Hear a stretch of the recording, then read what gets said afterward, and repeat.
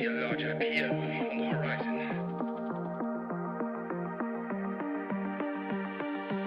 You're surrounded by journalists. Hold your position.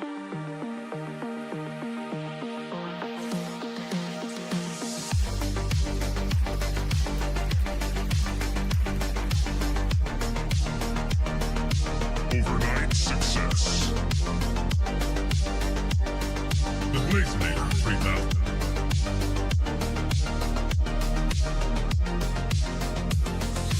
Double blaze. Right.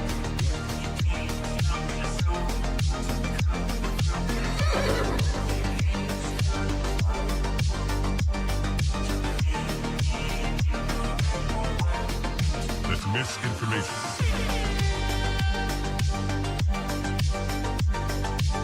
Market clearing order inbound. That's just wrong. You're surrounded by journalists. Hold your position. Come, get up.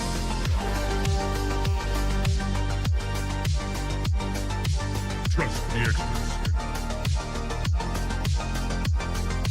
Vibe coding. We are experts. Founder mode. Vibe coding. I see multiple journalists on the horizon. Stand by. Experts. UAV online. Blaze. Double blaze. Triple blaze. Double kill. Vibe code.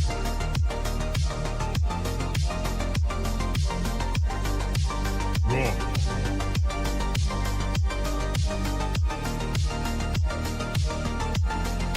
Pump is up. Blaze.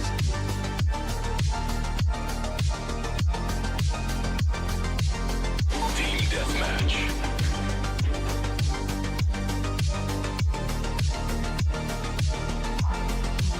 We are experts. Triple blaze. That's just wrong. Right.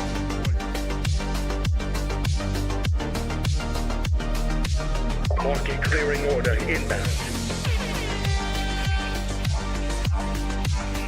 Come, get up.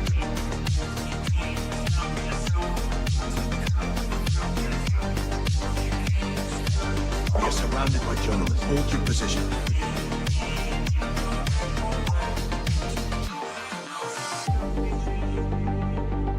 Strike one. Strike two.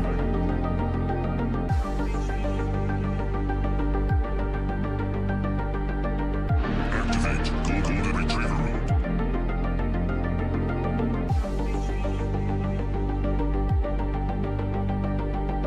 Trust the experts. Market clearing order inbound. Vibe coded.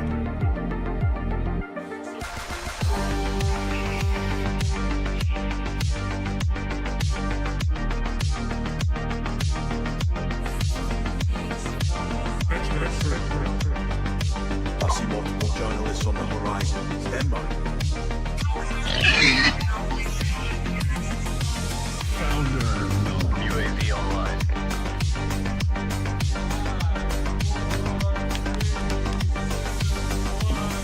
You're watching TBPN. Today's Monday, July 6th, 2026. We are live from the TBPN Ultradome, Temple of Technology, the Fortress of Finance, the capital of capital.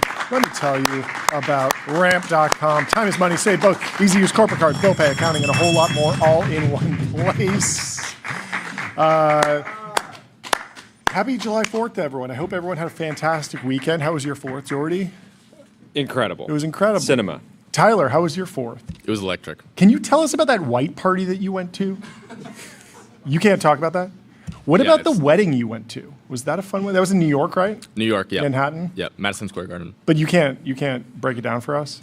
Yeah, they told us not to. Okay, we're okay. not Got gonna- it. Well, NDA. I'm glad you had fun. I'm glad everyone had fun. My 4th of July was great. It was was it humid? Did you out even in get Malibu at all? sunburned? No. You don't even look sunburned. Not sunburned. Can't say that for the rest of the team. He's LARPing. Half the team over He's here is LARPing sunburned. around saying, "Oh, I had the best 4th of July." Not even sunburned. No. Make it make sense. Yeah. Shade. You stay in the shade at the right times. UV index. You're not was 10. sunburned. Why are you? Oh, I'm brutally trash sunburned Oh, on the back. on my back. Okay. That makes sense. UV index. Was it humid in Malibu? A little bit. It was a little humid in Pasadena, and it made it feel very East Coast. Like it felt like an East Coast 4th of July to me. I did East. Yeah, it did a I little did bit. East Coast 4th of July a couple of years ago, and it was sort of refreshing. I don't know. It was nice, but. You know, Drone shows were in this year. Yes, fireworks are out, given the Palisades fire, the Altadena fire. So a lot of townships are playing it safe with drone shows instead of fireworks, which is, I don't know. I feel like it's cool. I like a drone show. I've only seen one when we were in France. It was cool. I don't have a problem with it, but I'm anticipating a backlash. I'm anticipating that people will be like, we got to go back to the organic, authentic fireworks, right? Yeah. But Yeah, they're like, I like when the air quality is terrible. oh, okay, a it's an week. air quality risk for you. You noticed that? I didn't notice it this year. Did you see Because fireworks or drones? I honestly I didn't see anything. didn't see a single. asleep. I didn't see a single firework. I was up at 6 a.m., so I went to bed at like 9. I did not see a single firework on the 4th of July, which Yeah. is crazy. I heard some Yeah. around, but I remember when I lived in LA, Yeah. the air quality would genuinely be terrible Yeah. for at least a few days Yeah. because it just sits in there and if Yeah. there's no wind. When I lived in Echo Park, it was like fireworks everywhere. It's the craziest neighborhood because people in the neighborhood buy the production level fireworks. You know how normally you get like a sparkler or you get something that like Yeah. shoots off a little? Psh.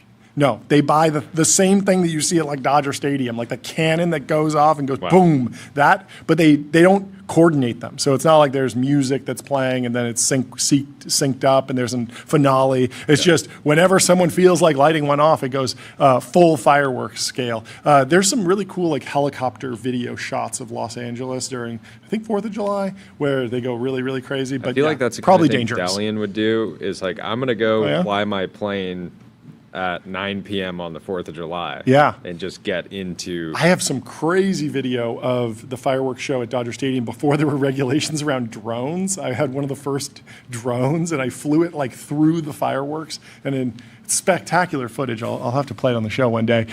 Wildly illegal by modern drone standards, but at the time no one knew how to regulate those things. So you could just fly them anywhere, which was really, really crazy, but a lot of fun. Anyway, let me tell you about Cisco. Critical infrastructure for the AI era. Unlock seamless real-time experiences and new value with Cisco. So big changes at Microsoft, big changes at Xbox. Xbox is cutting 3,200 jobs by the end of next year. And here's where it gets interesting. It's not because of artificial intelligence. AI, the new CEO of Xbox has been very clear that they're not stuffing AI everywhere. They're going back to their roots, but they are focused on efficiency. And so the newly appointed Xbox CEO, Asha Sharma, has announced this morning that Xbox will lay off 3,200 staffers by the end of 2027, with 1,600 layoffs taking place today. She posted her full email to Xbox employees on X, and it's very candid about the operational it is- failures and trajectory of the company. Very notable Yes. that the first major layoff from a major company just admits that the business is not healthy. Yes. And doesn't blame it on AI. Yes, We have that not. We is haven't. We interesting. have not seen a layoff of this scale. Yes. That wasn't at least partially credited to like the productivity increases that we're seeing from AI. Yes. And this feels like the most honest layoff, and they're sort of forced into doing it Yeah. because of the gaming community is like so anti-AI, right? Yeah, I It think would there's get even worse. A few things that are going on. So yeah, we need to break this debate into strategic. Should they be doing layoffs? What does this mean for the Xbox business? And then the communications around it as well, because the communications, we can dig into what she actually said. In her email, she says the business is not healthy and lists a bunch of surprisingly bad trends and aspects of the operation. One, Xbox is operating at margins 3 to 10 times lower than its competitors. It released its latest console to a smaller install base, while the cost structure of the console itself was higher. Of course, memory prices are going up now, and so the cost of these consoles is going to be even higher in the future. And in some parts of the company, work has to pass through as many as 14 layers of management. Wow, that's a lot. In a typical year, Xbox lost 64 cents for every dollar it invested. In addition to the layoffs, Asha said that Xbox will spin out game studios that it acquired over the years. Compulsion Games, Double Fine Productions, Ninja Theory, Undead Labs, and Arcane are all getting yeeted in one way or another from the Satya company. has been running Xbox into the ground for the love of the game. You mean running it unprofitably for the love of the game? No. Because Yeah, I do yeah. agree You're that, right. that they The, face really fierce competition. No, Like, PS5 has a ton of amazing exclusives, and then the N64 used to compete directly with the PlayStation. It was like, do you get an N64 or a PlayStation? And then once Xbox came in, PlayStation and Xbox, they fought for every exclusive, and by and large, you could play Call of Duty on either. You could play most of the games. Madden was on both of them, and so you would sort of decide, oh, I got some friends on Xbox, I'm on the Xbox crew, or I'm in the PlayStation world. But then Nintendo went off and just did something completely different with the Switch. PC gaming continued to grow and became more and more accessible on more and more devices. So even a laptop that you might get for school can still play most of the category of the library on Steam. And so you have more competition, and then you also have mobile. Like the hyper casual games are taking mind share. People are scrolling TikTok. There are tons of free entertainment resources that they compete with. This is something all the movie studios love to say. People are making Yeah. podcasts. Like Podcasts. if you didn't have this. No, you can be chance. gaming while you watch this. We approve. No, I'm saying But yes. because you're making this, you're not gaming. Oh yeah. And No. Okay. You were spending. Yeah. At least back in the day. Yeah. Pretty penny on. That's on true. games. That's true. They're tightening up operations at Xbox. The question I think on everyone's mind is, will Xbox be spun out as a standalone entity at some point? Is it too far afield from the core Microsoft mission? There was a move. Xbox was seen as a foothold into consumer for Microsoft. Of course, with the way Azure's grown and their cloud platform and their cloud business, really it feels like Microsoft is having the biggest win in enterprise and Teams and cloud and all of the workforce and productivity tools that they launch. Obviously, they're very big in AI. And so the idea that the Xbox would be, at one point, it came with the best 4K Blu-ray player, an Xbox One S, I believe. You can get one of these for $100 right now. It's actually a great steal if you want to go physical media, which is very popular with parents these days. Instead of, scroll the endless feed of Netflix and Disney Plus. Instead of that, it's like, you like Toy Story? We got you Toy Story on 4K Blu-ray. You can put it in the box, and it's $100, which is 6 months of a streaming service. So a lot of people are starting to physical media max a little bit more. But the idea was that you would get this Xbox, and you would get it because you were a gamer, you want to play games, but you also had an HD DVD player, Blu-ray player, and it would also serve as like your home media console, and they would grow from there, get the foothold into the consumer market. But that never really materialized. Most people, if they have an Xbox, they use it to play one specific set of games. They might have a PS5 as well, and Nintendo Switch as well. And then if they're in the Apple ecosystem and they play Xbox games on the weekend, they're not lamenting the lack of integration there. They're like, yeah, it's fine. Like, I play the games over there. I talk to people on the iPhone. It's fine. So let's read through a little bit of Asha's post to see, because there's this key decision to announce 3,200 layoffs throughout fiscal year 2027, but announce only 1,600 today. The question is, strategically, what does that do for morale? Like, because you sort of have this guillotine hanging over everyone. Is this a good incentive for everyone to lock in and make the cut because you know another cut is coming? Is it going to stop complacency in the organization, or is it going to make everyone start looking for other jobs and think, oh, like I could get fired at any moment? They've already teed up 1,600 layoffs. If I'm likely to be in that, maybe I should be looking for another job right now. Now, that could be good because maybe those aren't the missionaries who you want on the team. But what do you think about the idea of announcing to your company that there are layoffs today and there's also a whole bunch more coming down the pipe?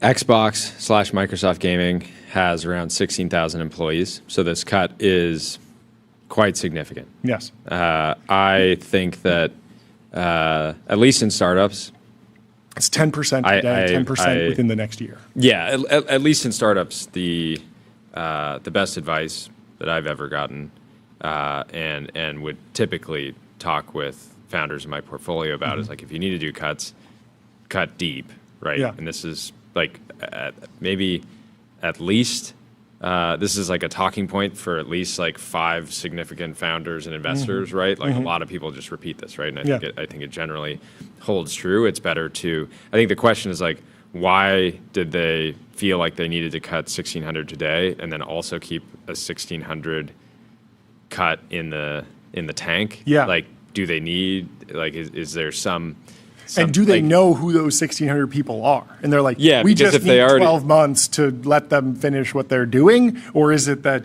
we haven't even identified them? Yeah. We just suspect. And either way, it doesn't necessarily seem that great, right? Because if you've identified who you're going to cut, like you should probably just do it now. It's much better to just do a big cut and then say, look, everyone who's still on the ship, we're going on the offensive. We're going to be hiring in these areas. This is where we're winning. So everyone get on because we're going on a big run right now.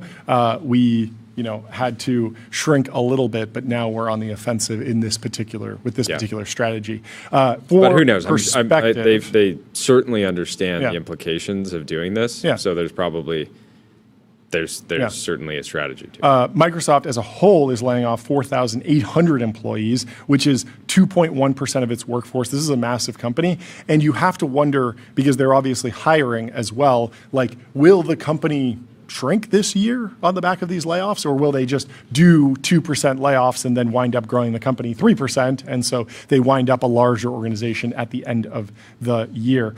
There's some interesting history here because Microsoft has had a long history of rank and yank stack ranking they invented. It was always a hardcore culture. People sort of forget this about Microsoft because it's such a dominant tech company that, of course, they got lumped in with the nap rooms and free lunches. But in fact, back in the late 70s and 80s, Microsoft was famously intense, very tiny teams, huge deadlines, technical arguments. Bill Gates was personally reviewing work, and they had a culture that rewarded extreme competence. It was sort of an Elon Musk type endeavor at that time. It was not nice, still founder-led and product-obsessed. Vanity Fair had a profile on the company in 2012. Describes young Microsoft as thrilling, but also unnerving, with Gates demanding intense commitment from hires and Ballmer joining in 1980 as the hard-charging business operator. So maybe Asha wants the new culture at Xbox to be thrilling and a little unnerving. Maybe. So in the 90s, they started to develop a monopoly. Windows 95, Office, there was a lot of lock-in to Excel, Word. Business was just printing cash. And Microsoft became enormous, rich, internally competitive. The company still had the old smart people, brutal reviews, ship or die energy, but it was becoming more layered, as we saw, 14 layers of management at Xbox in some cases. Stack ranking became part of the culture.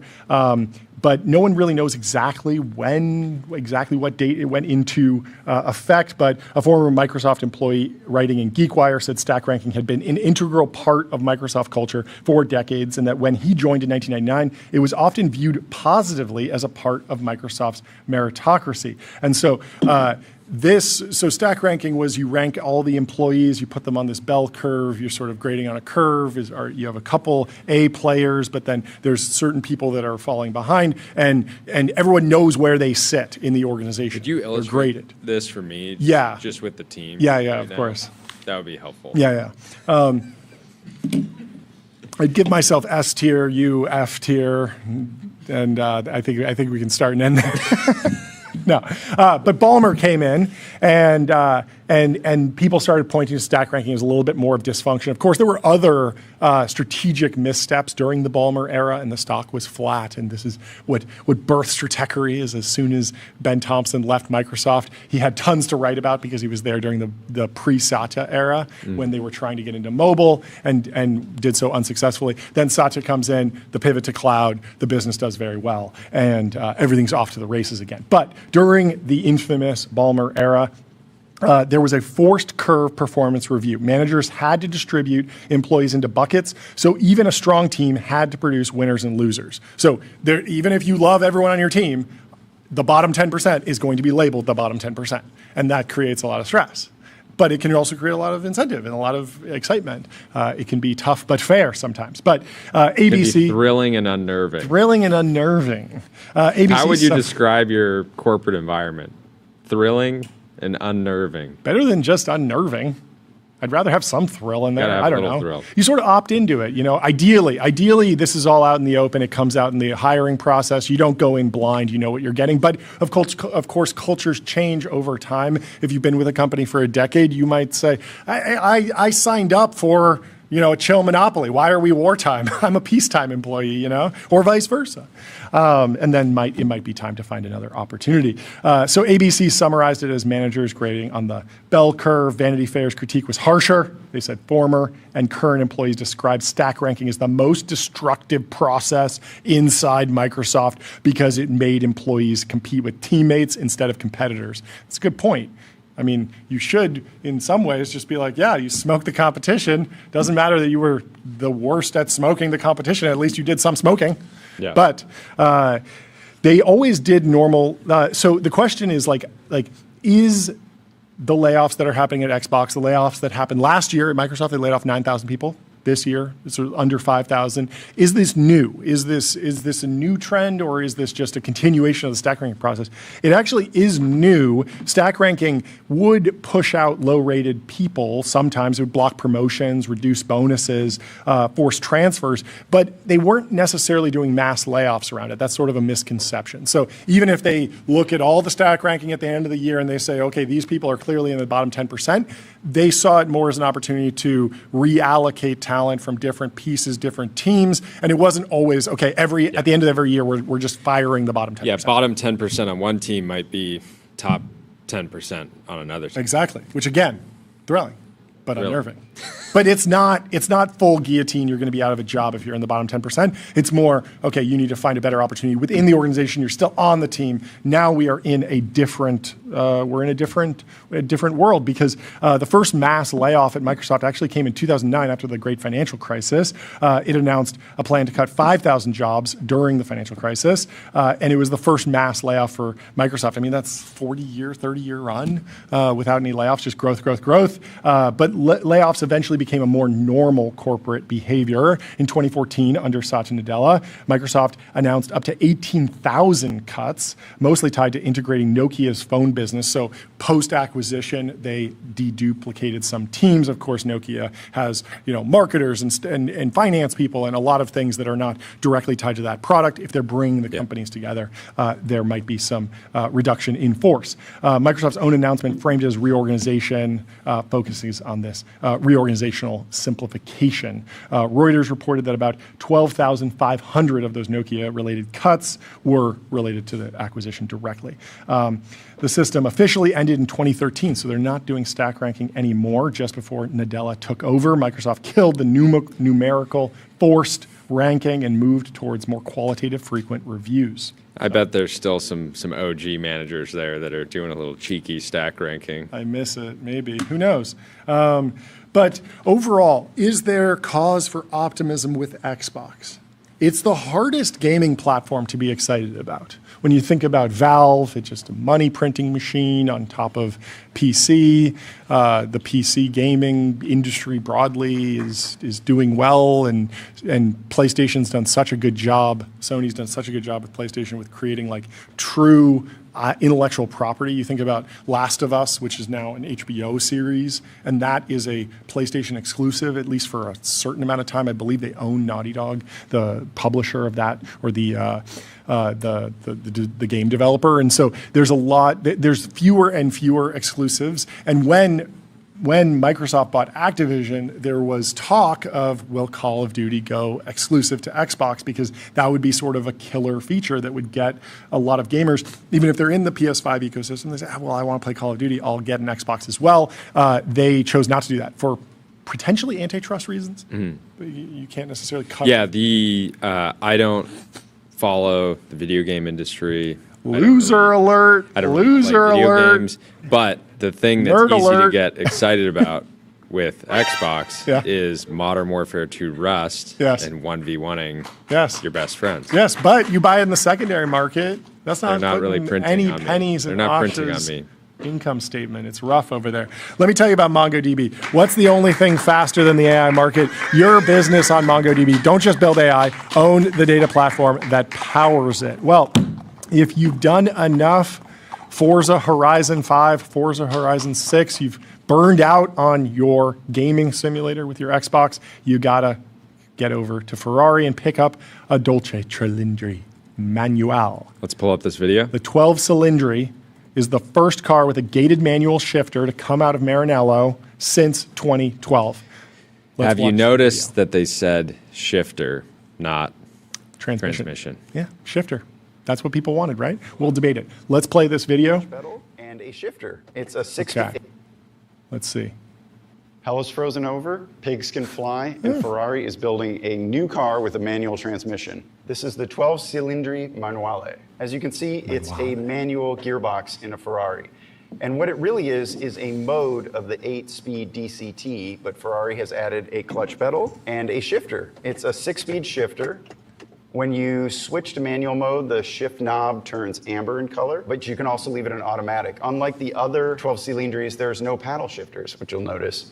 If you want manual mode, you push the clutch in, provided you're going under 62 miles an hour, it'll go into manual mode, and then you can start driving. They tell us you can stall it, so if you are too quick with the clutch, too quick with releasing the clutch, if you try to start it in second or third gear and you pop the clutch, you'll stall it. If you push the clutch in, you can rev it to the 9,500 RPM red line and do a massive clutch drop.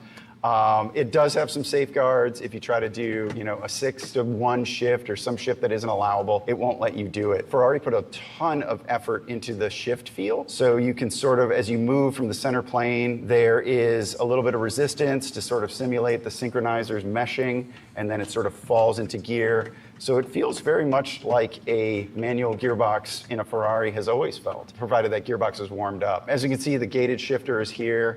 The clicks are very much here. Although the DCT is an 8-speed, you only get 6 speeds with the manual transmission, which lowers the top speed from over 200 miles an hour, I think 211 miles an hour in 7th gear at red line, to 6th gear, which is at the 9,500 RPM red line, to 196 miles an hour. So if you want to go just that little bit faster for top speed, you would switch it into the automatic mode. The Manuale goes on sale at the beginning of next year, at the beginning of 2027.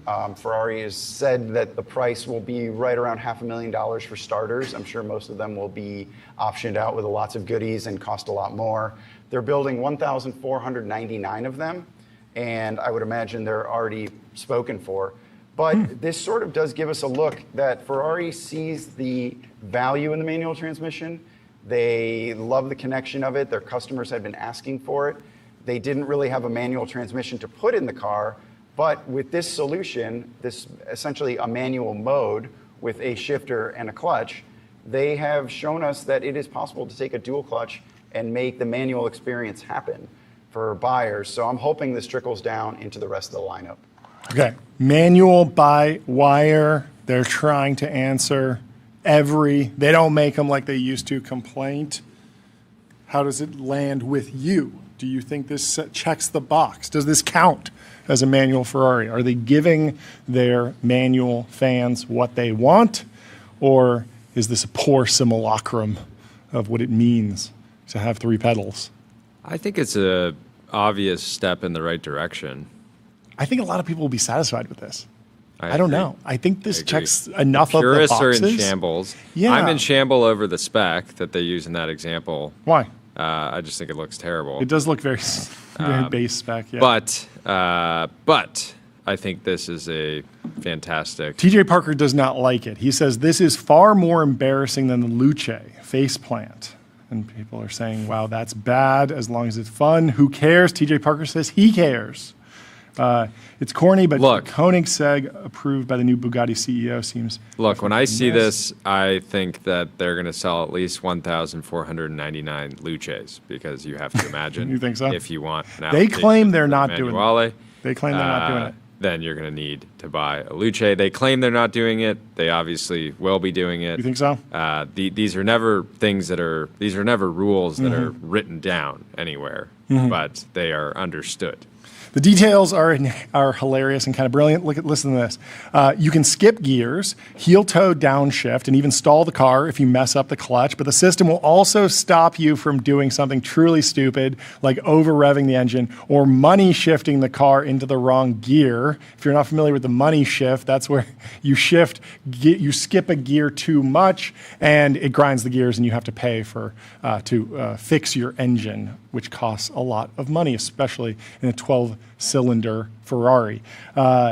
It's slower if you shift it yourself, and you need automatic mode to hit the full 211 mile per hour top speed. But that's basically the whole point. Ferrari customers apparently told the company that they were willing to trade performance for the old school physical joy of driving a gated manual. Yeah, V12 ultimately, Ferrari. I like that they're partially listening to customers. It seems they're like not necessarily fully Yeah. listening to customers Yeah. because I don't know any of Ferrari's, out of the handful of Ferrari's top customers that I know. Yeah. I don't know any that were like, yeah, give me a fly-by-wire, like gated manual. Yeah. They were not asking for that.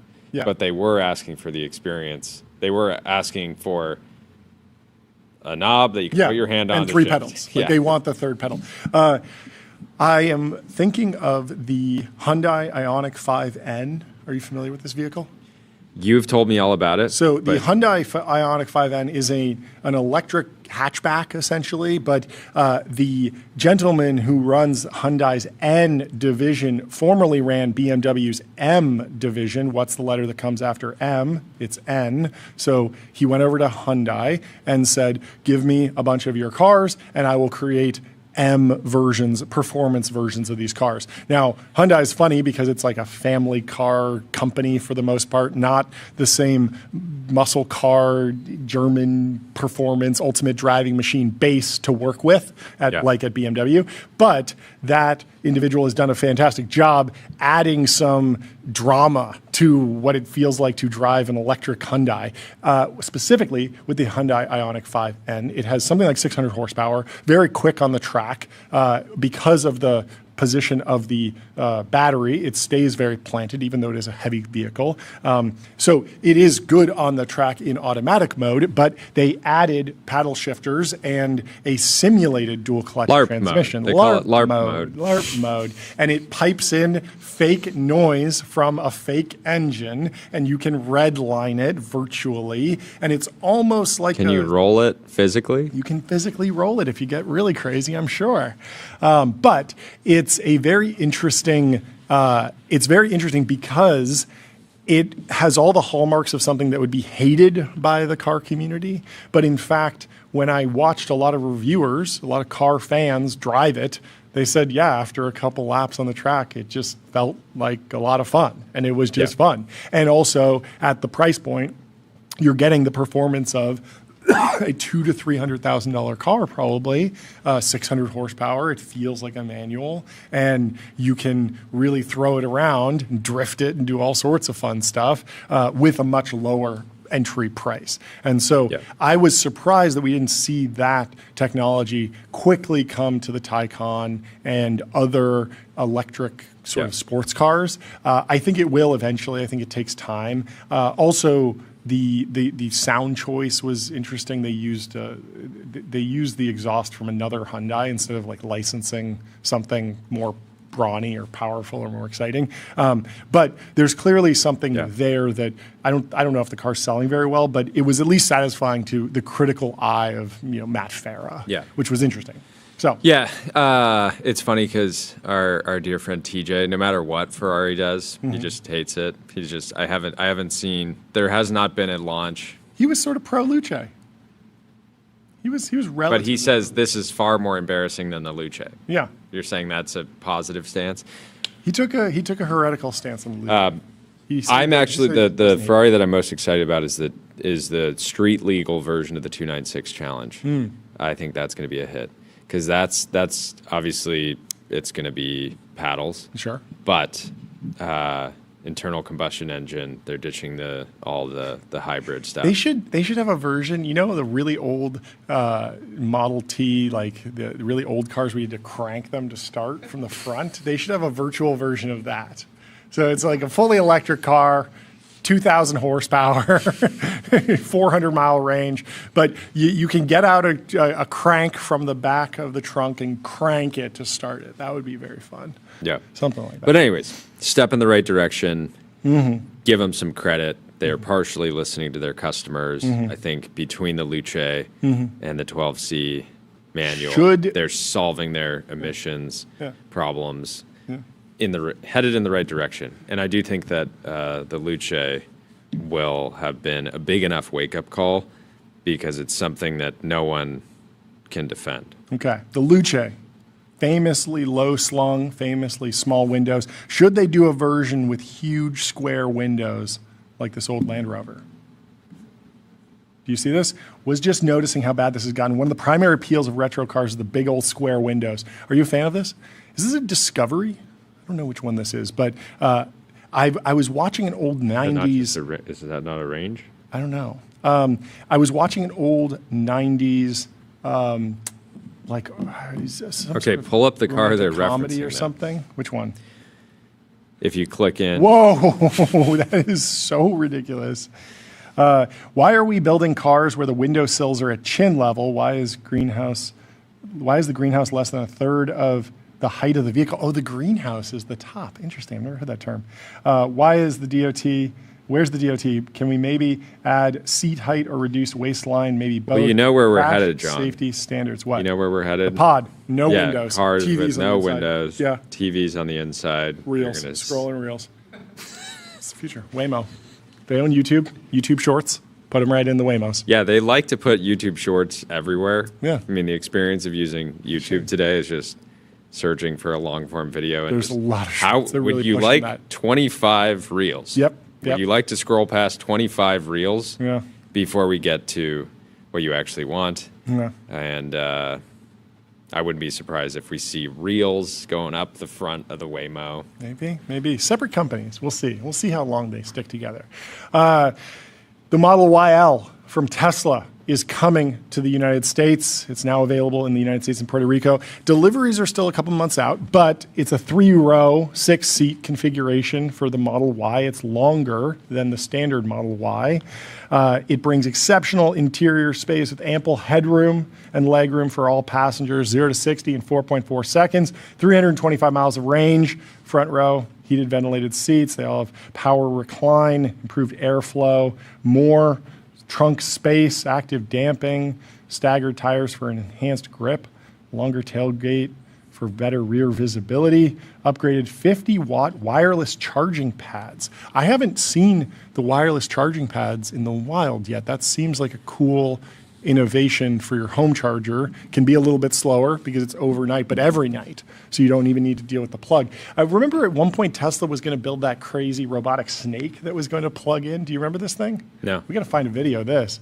Look that up, Tyler. The Tesla Powerwall at one point had a robotic snake. I can only describe it as a robotic snake, and it would find your Tesla's power port no matter where you parked, as long as you were in range of the robot. Oh, that's cool. And it would plug in, and they were pitching this as something that they would roll out. Probably extremely complicated from a mechanical perspective, and so it never wound up delivering to the United States, at least, but or anywhere. But cool idea. But wireless charging pad, obviously much more easy to just throw on the floor. Also used in the McLaren Speedtail.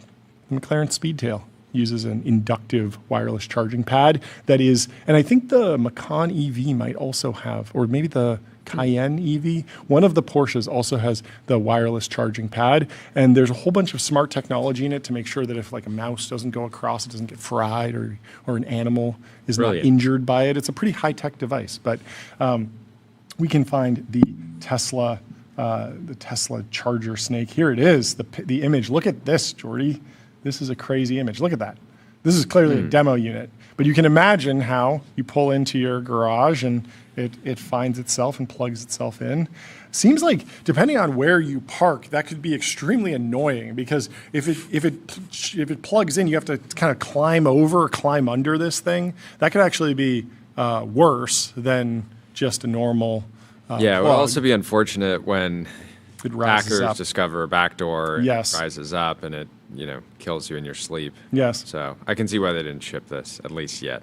Well, there's other Tesla announcements. The Tesla Model Y dual zone fridge, $600, fits in the sub trunk and has 2 separate compartments that can be set to different temperatures from 0 to 68 degrees Fahrenheit. You plug it into the outlet. I love this. I think it's so cool that there's like this gadget that fits into the other thing that they have. Like, they have the front trunk. No one's really doing anything with it. Why not throw a couple? Yeah, not a lot of manufacturers are really willing to promote having 30 to 40 bears hit the road and having 30 to 40 beers. I don't think these are But beers in this image. What is Tesla this? went Is this there. Olipop?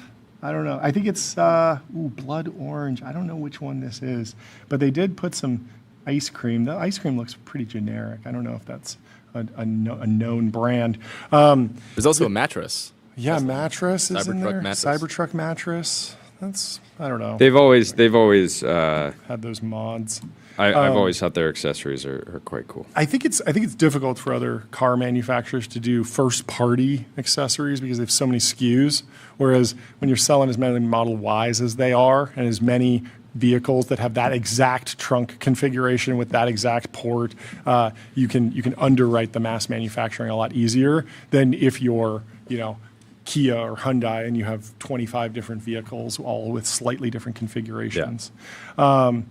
Where else should we go? Let me tell you about public.com. Investing for those that take it seriously.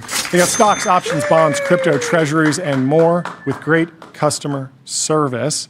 There was a team that figured out how to order pizza with iMessage using artificial intelligence, and people are not as impressed as they should be because the image is AI, please press the order me pizza button, and it is wired up to press the order pizza button.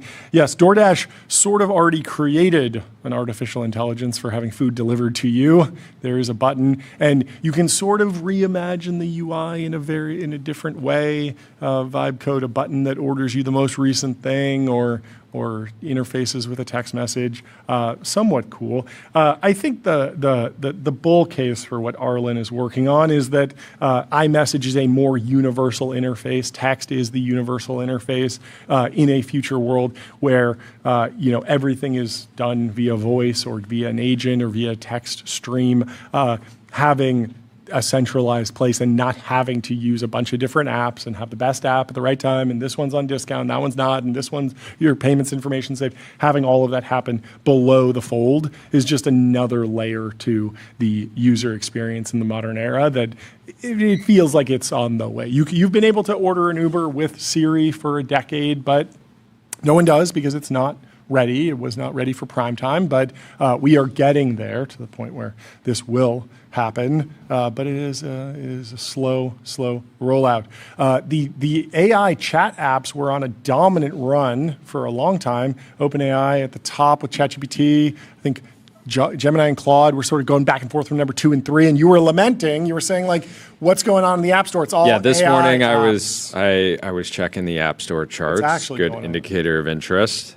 We have Kalshi at number 1. It's the World Cup. Netflix game controller at number 2. Peacock at number 3. Fox 1 at number 4. Let's give it up for Fox. Trump accounts at number 5. ChatGPT at 6. Threads at 7. Let's give it up for Connor Hayes. Connor Hayes. Telemundo at number 8. Telemundo. Oh. Polymarket maybe at World Cup number related as 9. well? Gemini closing out the top Okay. 10. Yeah. 11 Fubo. 12 Claude. Okay. 13 Depop. Depop. Depop out of nowhere. That's shopping. Google They're doing a number sale. 14. Okay. The fact that Google, All over the place. yeah, and then from there it's a bunch of a lot of real short, drama wave, all these short. There's a company called Vibe Short, AI comic dramas, Oh. bite-sized comic dramas. Tyler, can you watch like a few hours of these and report back Absolutely do not. tomorrow? Absolutely do not. No, I'm genuinely curious. This app has come out of nowhere. Yeah. And we talked to the founder of True Short, or is it Real Short? True Short is the American company. Real Short is the Chinese company, correct? And he's at True Short. He's working on true crime AI generated short form video. Interesting to see where that's going. I mean, certainly demand for this stuff. The trough must be filled. Let me tell you about Railway. Railway is the all-in-one intelligent cloud provider, user favorite agent to deploy web apps, servers, databases, and more, while Railway automatically takes care of scaling, monitoring, and security. Can we play this video? Yeah. From Joe Rogan. Joe Rogan. Joe Rogan is talking to the CEO of Perplexity, Arvind Former Srinivas. guest of the show. Two paths to curiosity, one that can kill it and one that can supercharge it. In my opinion, the one that kills curiosity is algorithmic feeds. Like the brain rot that you're fed every day with just this continuous doom scrolling, that's bad. And the one that can supercharge it is AI. Okay, like now that you could just ask whatever you want. If everybody had Thank you. This is probably true from a maybe more macro sense. Like if you're sometimes good ideas do come to you. Some people say in the shower. To me, it's in the sauna. I think there's clearly inspiration that comes when you're not doing anything at all. Yep. But that being said, I get so many ideas from the feed. Ooh, okay. Don't you? Hot take. I like Like that. how many? Yesterday, I sent you something. Feed. Yeah. Yesterday, I sent you a link that Yes, I yes, saw on yes. X, and I was like, "Hey, we should do something like this for this other thing." Sure. And- I don't remember what you were talking about because I completely zoned out. You were Sent me some feed. you were in the feed. Maybe. And I don't typically, once I have inspiration, then I'm going to AI, right? Yes. Then I'm going in and exploring the idea and saying, how has this been done before in this way? Yes. Or I was looking at incidents where heads of state have interfered with the World Cup, yes, yes. which was interesting. Yes.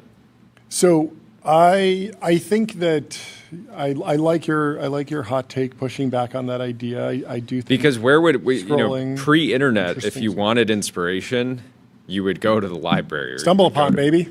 Stumble upon. You That's ever do stumble post-internet. upon? Post-internet. That's not post-internet. That was like Web 1 boom. It was like take me to a random website. Yeah, on the but I'm internet. saying It was amazing. before the internet was Yeah. popular, Yeah. if you were an artist Yeah. and you wanted inspiration, you would go buy books, you Sure, would watch sure, movies, sure, you would sure, go sure. look at media Sure. to get ideas. Yeah, yeah.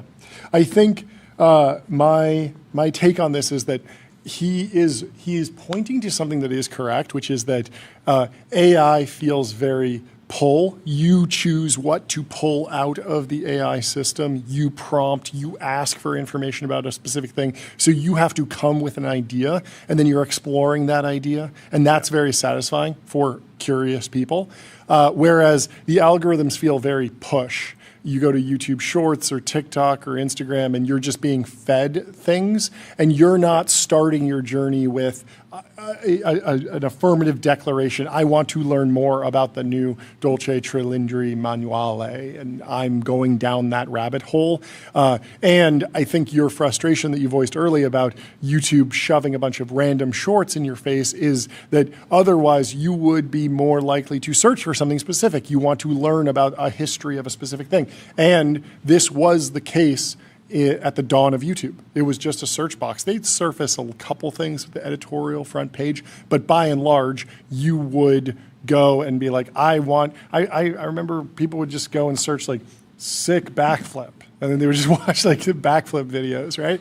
I had friends who would just search like cool thing, a cool video, and they would just find cool videos because they were in the mood for that. And it was sort of algorithmic in one sense, but it was very like the user was driving that direction. And with the algorithms, you are taking a much more passive seat. Now, the odd thing is that where does AI go? Where does Perplexity, ChatGPT, where do these apps go? Do they become more push in the sense that you show up and there's already a bunch of interesting prompts already done for you? I was talking about this a year or two that was ago. Pulse.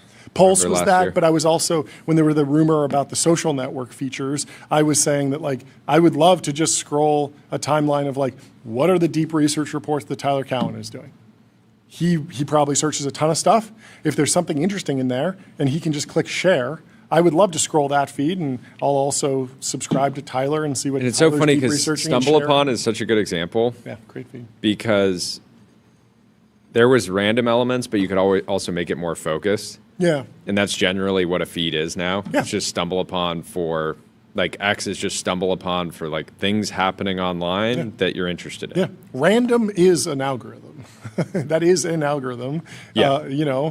Chronological is an algorithm. But I think what we're getting at is more of this like algorithm where the optimization function is attention and time on site that people find dissatisfying because they have like regret afterwards because they're like, yeah, you sucked me in with a bunch of stuff, but that's not actually what I wanted. I wanted something more focused and directed. I wanted more CrowdStrike. I wanted to know that your business is AI, their business is securing it. CrowdStrike secures AI and stops breaches. I also want more videos of peregrine falcons flying at 390 kilometers an hour. That is incredibly fast. You were giving me I was a skeptical. little bit of shade about Falcons last week, and so I needed to put you in the Falcon zone. Okay, the truth zone on the falcons. What is this video? This is a video of the fastest attack animal in the animal kingdom, the peregrine falcon. Content warning. 390 kilometers this. an hour. Also, they live all over America. Fantastic animal. Beautiful creature. Crazy. Yeah. And you think that there's a business to be built around home defense peregrine falcons. Take me through your thesis. I did. Yeah, sort of an Anduril for the aviary world. Anduril meets falconry. Yes. Or sort of an organic Anduril for the home. Yes.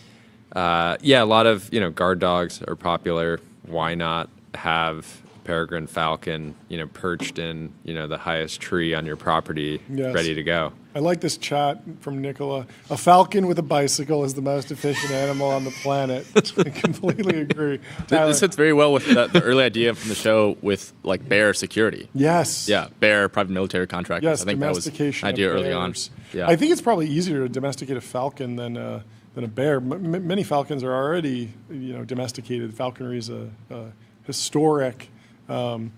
historic technique. I just reached out to a local falconer You did. to set up some time. Okay. I'm not Before the show? No, not for the show, Just but now? that would be cool. Wait, no. Before the show, you did this? Yeah. You The team move had fast. that video pulled up, and You I move just fast. thought, Yes. Now the question is, can we bring back carrier pigeons? yes. Because we send because a lot if of we text if to each other. John Sunday morning, he's often reading an article. Yes. He'll text me, "Hey, you should read this." Yes. But what if he could just take the newspaper? He didn't have to go find the link because obviously he's reading on a physical copy. Yes. What if you could just hand it to a smart bird Yes. and have it fly it over to my house? Be Yes. way more convenient for me. I wouldn't need to be on my phone. It's a weekend. I don't want to be as online as during the weeks. And you don't have to be getting on your phone trying Yeah. to find the right article. Yeah. So I think there's something there. I wonder, I know Mike Tyson was really into pigeons. I don't know if he got into carrier pigeons, but it does seem like it could have a huge boom. I feel like there's an Instagram account to be built around someone who gets really into using carrier pigeons for everything and lives some sort of like pastoral trad life and amasses millions of followers on the back of falconry and carrier pigeon Home falcons. transmissions. Yes, home falcons. It's good content for social media. Also, if you don't want to fly on a Falcon, you want to fly on a helicopter. Be like Michael Dell, get a helicopter and then brand it. He was caught on a hot mic talking to President Donald Trump. He said, "Sir, we don't have a helicopter, we have a Delicopter." What a funny portmanteau. And what a funny way to correct the president. He's really speaking the president's language. Yeah. Let's play it. See what this sounds like. Every question's a kill. Right? Sir, Nice job. we don't have a helicopter, we have a Delicopter. What a bizarre line. I like how it kind of flopped in real life, but is doing numbers online. It did. Let me tell you about the New York Stock Exchange. Want to change the world? Raise capital at the New York Stock Exchange. Let me tell you about finally some good news. Finally some good news. Circle K, the company, won the lottery. Did you hear about this story? No way. This is true. Yeah. So there's a crazy story out of Arizona. They needed a win. They needed a win. Actually, they've been a fantastic partner to my company, Lucy. Shout out Circle K. But let's tell you about the Circle K winning the lottery. So there's a crazy story out of Arizona that's been brewing over the last 6 months. Back in February, a Circle K customer named Soon Chun Kim asked the cashier for $85 worth of $1 lottery tickets. So she shows up, she wants 85 tickets. But after all 85 were printed out, Kim found out that she only had $60 on her, only $60. So the cashier gave her 60 tickets and left the remaining 25 tickets on the counter. The next morning, Circle K manager Robert Galitza learned that the leftover tickets included the $13 million winning ticket. So he clocked out, took off his Circle K shirt, and bought the tickets from another Circle K employee, being like, "What? No one's going to 25 notice. tickets, No one's going to please." notice. So when Circle K, the company, found out about the purchase, it ordered the ticket be held in its corporate office and filed a complaint against the manager who bought the tickets and the Arizona lottery, and claimed that it's right that Circle K, the company, is the rightful owner of the lottery ticket. As of a week ago, at least 3 people / entities are claiming ownership of the ticket. Wait, so the original buyer that didn't have the cash. Yes. The manager who's like, I don't care if I lose my job as long as I win the lottery. And Yes. Circle K is like, we really need a win. We need a win. Like, We need 13 we need a win now. right now. We need this, yeah. So Galitza, a Circle K employee that Galitza got to sign the back of the ticket, not sure why he had her do all of this, and Circle K. Additionally, the judge presiding over the complaint has ordered that the woman who bought the tickets but couldn't pay for them, Soon Chun Kim, be found and brought into court before making a decision on who gets it. So she's going to have to testify and explain her side to make sure that that's exactly what happened, because this is just claims at this point. How did the local Circle K wind up with 25 lottery tickets? Who are you going with? I'm going with manager. I'm going with big corporate, big. I'm going with the manager, not because I think it's ethical, but I think that he's gonna win. think that there's No way. I think it's unlikely that there is a rule at Circle K that says 100% there's a rule that if you work at that company, you can't buy lottery tickets at all from your own store. Oh, okay. Obviously, because you have the Obviously. machine right there. You can tamper okay, with but this they million don't. But things. they don't control. That's they probably don't get, line number 1 No, in but- employee handbook. No, but it seems very unlikely that the Circle, like, it's a machine that just prints tickets. Yes. It's like, Yes, but there's so many ways you could tamper with it. You're watching the news, you're printing the ticket at the right time, you have access, you refill the ticket. Oh, there's one that's not filled Wait, John, out. but Change you're it saying the up. corporation can buy its own lottery tickets? Yes. Why? But the manager can't? That seems also strange. Ooh, maybe you got it. I think I got a ride with the woman. You think she's owed it? the manager But then the strategy or the becomes The original OG, buyer. the But original buyer. then you can just shift the odds in your favor by constantly then- going to Circle K's constantly and going saying and buying $100 of tickets. Oh, I only have $50, and then you're basically doubling your odds because you still have a claim on those. Yeah, original. Goldrock says these clerks aren't super hackers, John. Just wait. You get the right amount of AI. I think in it's there. I think it's an edge case, and Yeah. I think ultimately the person that paid for the winning ticket wins. Who paid for the winning ticket? The Like, if it manager. comes down to- but the manager knew that the ticket won. He didn't have to put any money at We don't know risk. that yet. No. He did. So there were 25 tickets there. They looked through them. Okay. If One there's wins. a rule that managers cannot buy lottery tickets at their own store, then you're correct. But if there's no rule that explicitly, basically spells that out, I think he might be golden. He might be golden. You think so? I don't know.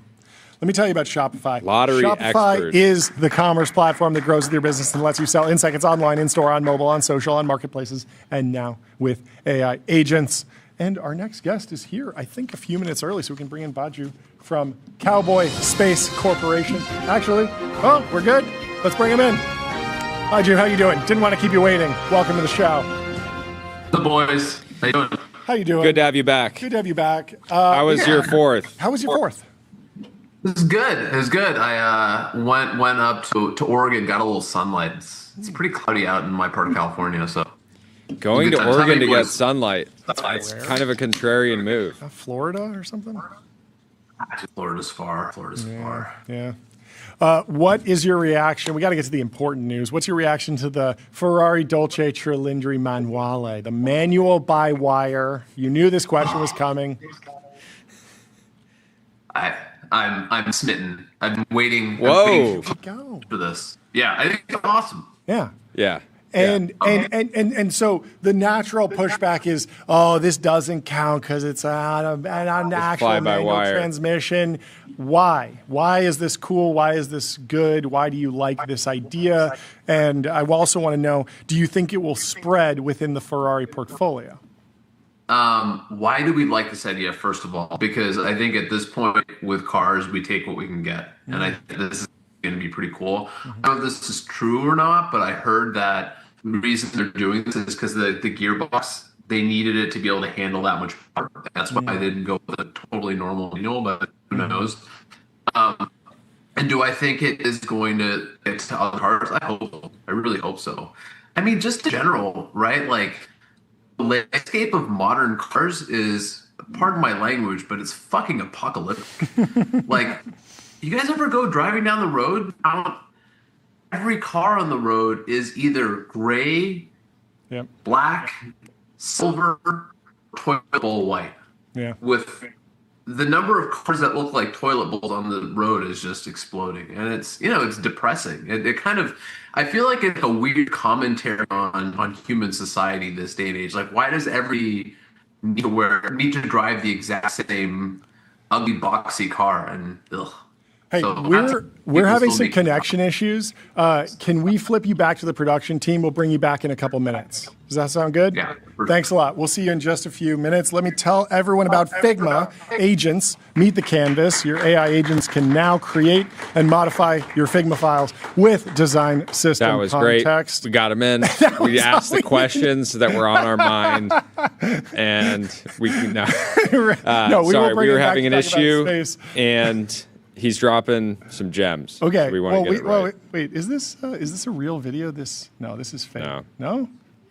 This is good though. Costa yes. Runs the fastest growing oil change only QL in the USA. He says, for kicks, I started using ChatGPT to give our employees huge muscles in social media posts we use. And finally, last night, an employee told me on Slack, a customer said something about them not being as jacked in person. Look at this second picture here. This guy, if you look like this, you're not changing oil. You're going for the Arnold. You're going to the Arnold. This is so good. I like that Max Sparrow's in here just tagging Pangram data. Is this the idea that he's adding to the training corpus? Interesting that he just goes around on the timeline hunting for known edited images to build the model. Very, very cool. Let's talk about Maggie's refuel. Speaking of cars that need to be refueled, if you got your Dolce Cilindri Manuale and you need to get a full tank of gas, you might stop by Maggie's Refuel here in Los Angeles. A new high-end gas station brand just opened in Los Angeles. It bills itself as a high-end convenience store brand, planning to modernize and innovate the current gas station experience. Think Auto Grill meets 7-Eleven Japan, matcha, local croissants, premium CPG, and yes, a soft serve cone, all alongside a gas or EV fill up. Will they have White Gotta Monster? jump in. It's not actually open yet. It's not open yet. It's not open yet. It's but opening soon. This is going to be their first location. If you've been in LA, this location is incredible. It's an incredible historic structure. We actually don't know how to make gas stations like this. Yeah, if you go to anymore. the first image in that thing, you can see the sort of curved ceiling that looks very, I don't know. It looks nice. It also looks like it's a nightmare in the rain. Tyler. Some people are saying this is just Buc-ee's for Californians. Have you guys ever been to Buc-ee's? I've never been to Buc-ee's. Buc-ee's is an elite gas station. Yes. It's like mostly like south of the U.S. There's only like 20 of them, but they're like sensational. There's like a wall of Yes. beef jerky, every Yes. flavor. It's incredible. You guys Yes. got to go next time Okay. you're on the East Coast. So it's just great selection. They have, I mean, so there's like kind of like so a restaurant because I inside. have been to a Buc-ee's, Yeah. but I just went in and said, "Hey, where's the bathroom?" Used the bathroom and left. I didn't even. You didn't get the full everything experience. inside a Buc-ee's is trying to kill me. Okay. So I tend to avoid. But Maggie's is very cool. I actually invested in Maggie's with my friend Jonathan. Cool. And this was like almost a couple years ago at this point. So building a gas station chain is a lot harder than it sounds. Yeah. But the idea, and Alex, John, Rossi in the chat is sharing. Alex's family started Cantor's Deli, very popular deli Great here deli. in Los Angeles. So lots of lore in the family. But the idea and the frustration that I had, even prior to meeting Alex, is like everything inside the average gas station is trying to kill me. Yeah. Right? It's like almost end-to-end, wall-to-wall poison. And there's a lot of Yeah, they got a instances Diet Coke where there, it's fine. poison, but Not poison. There's the drink of kings. we're running the A/B test. The drink we're of running the A/B kings. test, John. Okay. That's going to be in a gas station soon. Huberman's ripping. It'll be in Maggie's. Yeah. But yeah, the idea is like, okay, how much money would you spend if you were getting gas at a place where you could get a nice coffee or maybe some organic fruit? I do hate getting gas at a boring gas station. Yeah, it's gonna be I would fun. probably stop by there if I saw it. It'd be good. How are we doing on our guests? We're going to bring him in just a minute, make sure that connection is dialed. We can talk about common printers. We are big on printing. We print every day. I got some papers here. But I agree, printers have not seen enough innovation yet, but CR1337, LEET, I like that, says we all know what the three biggest problems with common printers are. 1, ink ripoffs. 2, planned obsolescence. And 2, got the numbers wrong. You know it's not AI. Unrepairable hardware. Today I stumbled upon Open Printer, a fully repairable open source inkjet that uses cheap refillable HP cartridges without DRM, prints sheets on rolls with an auto cutter, Raspberry Pi powered, no drivers needed on any operating system. If I ever get a printer again, this will be the one. Open Printer. It's so funny. This person's like gassing up this printer and it's like, yeah, if I ever get one again, I would do this one. This is the story of so many, like we have to go back to this thing where it's like, oh, I really want this. And then somebody makes it and they're like, well, I don't need that thing at all anymore. So now we understand why it doesn't exist and it became an extreme niche. There's another making things the old way. I like this video. Look at this, the series of machines. This is from, this is a paper organizer. Look at this, Jordy. So this will just take a messy stack of paper and jiggle it until it's nice and even. Look at this. So you just take a bunch of papers and then it just sort of shakes it and then you got a nice clean stack of paper and you have a whole machine for this. Can your iPhone 17 Pro Max do that? No. You got to get the Paper Jiggler 9000, whatever it's called, the Electrojog. The Electrojog. We don't know how to name products like that anymore. Tyler, are you in the market for this? Should we get one of these for the studio? This could be good, yeah. This could be good. Take all the newspapers and jog them together. It's just such a beautiful, simple machine, you know? You just want a nice, look how clean that looks. You got papers around your house. Don't you want them nicely lined up like that? It's great. I like it. So Open Printer, the thing we just looked at, it's not even actually available for pre-order yet. So Okay. we'll see if they get crowdfunding. It's up and getting running. there. Well, let me tell you about Codex. Codex is a powerful workspace for getting work done with AI agents, whether you're writing code, analyzing data, creating content, or automating business workflows. Codex helps you move projects forward from start to finish.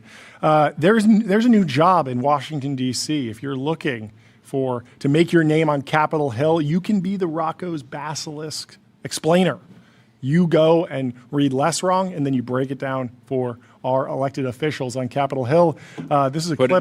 Put it into the form of based memes. Yes, that's... If you really want to This is a real job idea. in the modern economy. The Financial Times has a bunch of news around AI. There was some news that Anthropic might be joining up with their World One. They're closing China loopholes. That seems like good news. They're also potentially involved in the US public AI ownership. sovereign wealth fund. But this Financial Times report says, among his strange duty as Silicon Valley's translator to Washington, he said was explaining Rocco's Basilisk, an internet thought experiment about a vengeful future superintelligence, quote, to a bunch of the cabinet. Fun times in Washington. But we have our guest back in the TBPN Ultradome. Let's welcome Baiju back to the show. How you doing? I'm back. There we go. So back. Fantastic. Crystal clear. Crystal clear.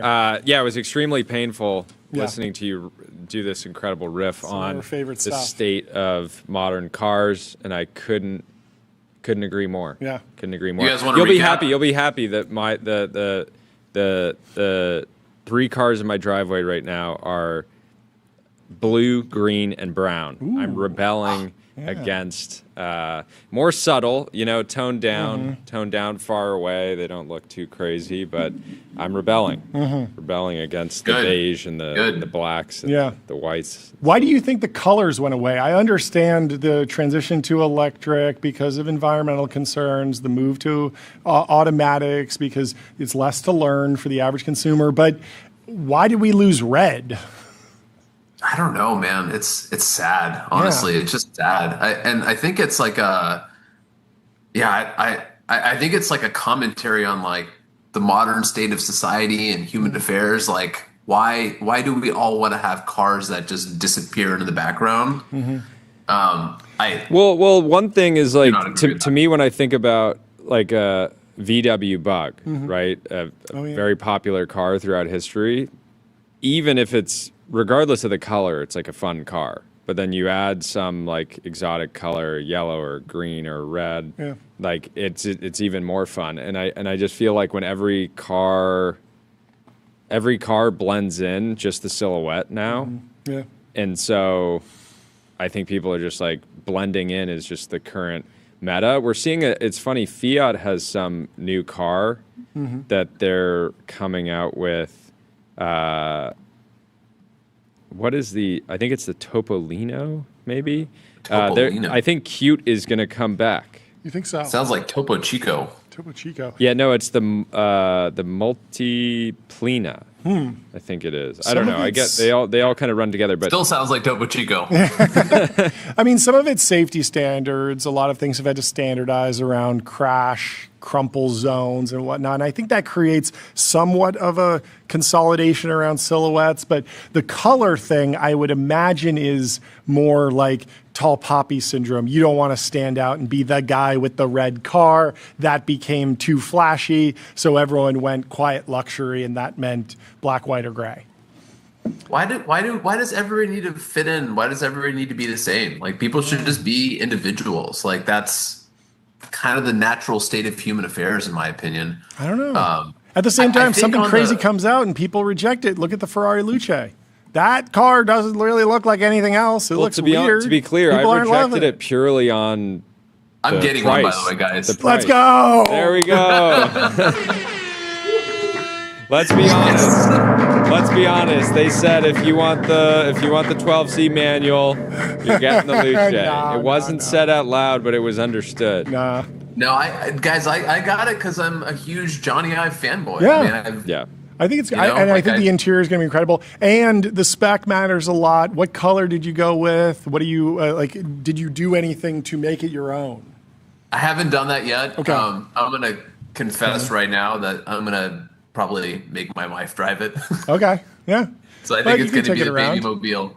Hey, I mean, No, if it's you gonna want a be super- five-seater, it's the only option. It's the only option. No, it's going to Yeah, be an yeah, so- incredibly fun car to drive. It'll be an experience. My only criticism was purely like it felt like they set out to make a $300,000 car and Sure. they accidentally made Yeah. a $600,000 car. But fortunately, there's not millions of Baijus in the world, but there's enough that they're going to sell some. Let's pull up the picture of this Fiat. Yeah, I want to yeah, show. let's take a look at this thing. I want to get Baiju's reaction to see if he's going to pick up one of these. Can we share this this image boy. that's in the timeline of the Fiat Topolino? Hilarious that it has a what is that? Like a it's By like the way, I like that you guys brought me on just to talk about cars. Like, This I is love We're gonna this. get to It's your summer. business, We'll get but to news. it's July. we also got a half an hour here. We're hanging Yeah, out. yeah, let's do it. Let's do it. Can we share the image of the Topolino? Yeah, let's see this It thing. has like a rope that you would expect at like a nightclub, like a velvet rope to stop people instead of a door. It looks great. Anyway, I we'll put a try link. and I pull put it. I put a Wait. link here that you can pull up as well. What is this? Is While this you guys the are pulling Topolino? that up, Yeah. Have you guys seen that?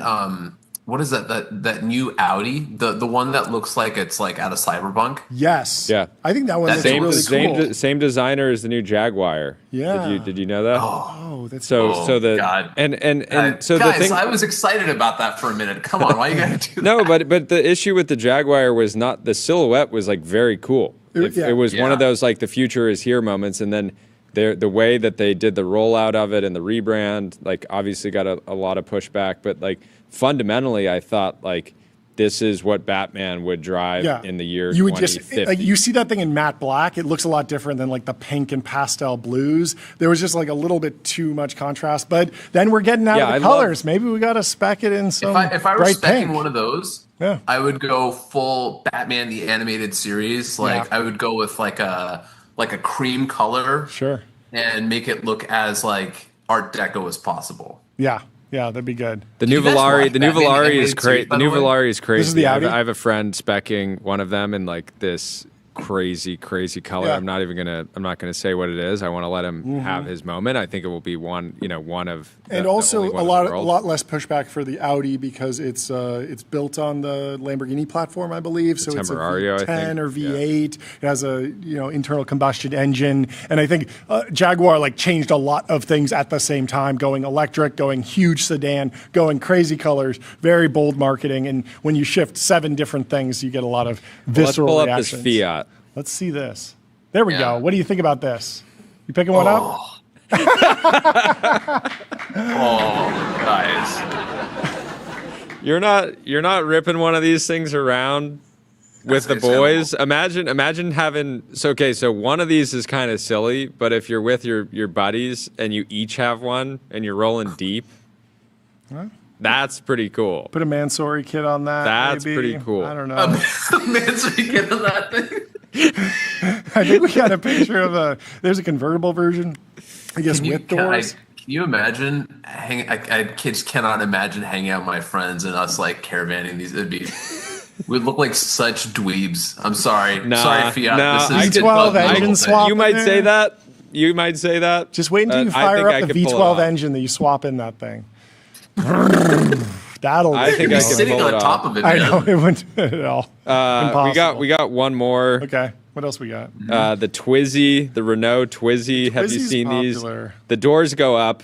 The doors go You up. on sit the one Twizy. behind. We saw this and in you guys- Europe. We were in France last week or 2 weeks ago, and these were extremely popular with like young teenagers. They'd have a whole bunch of them sort of caravanning around. Seems like particularly good for narrow streets. Again, it's the right tool for the job. Is it going to take it to a track day? Probably not, but in the right environment, I think the Twizy is a Renault, right? Yeah. Renault Twizy. Let's see. The team's pulling it up. Imagine. Look at this. Imagine at least 2 of us in here together going on a coffee. Wait, is that a 3-person No. version? No. One. Somebody's got to stay behind. Okay, yeah.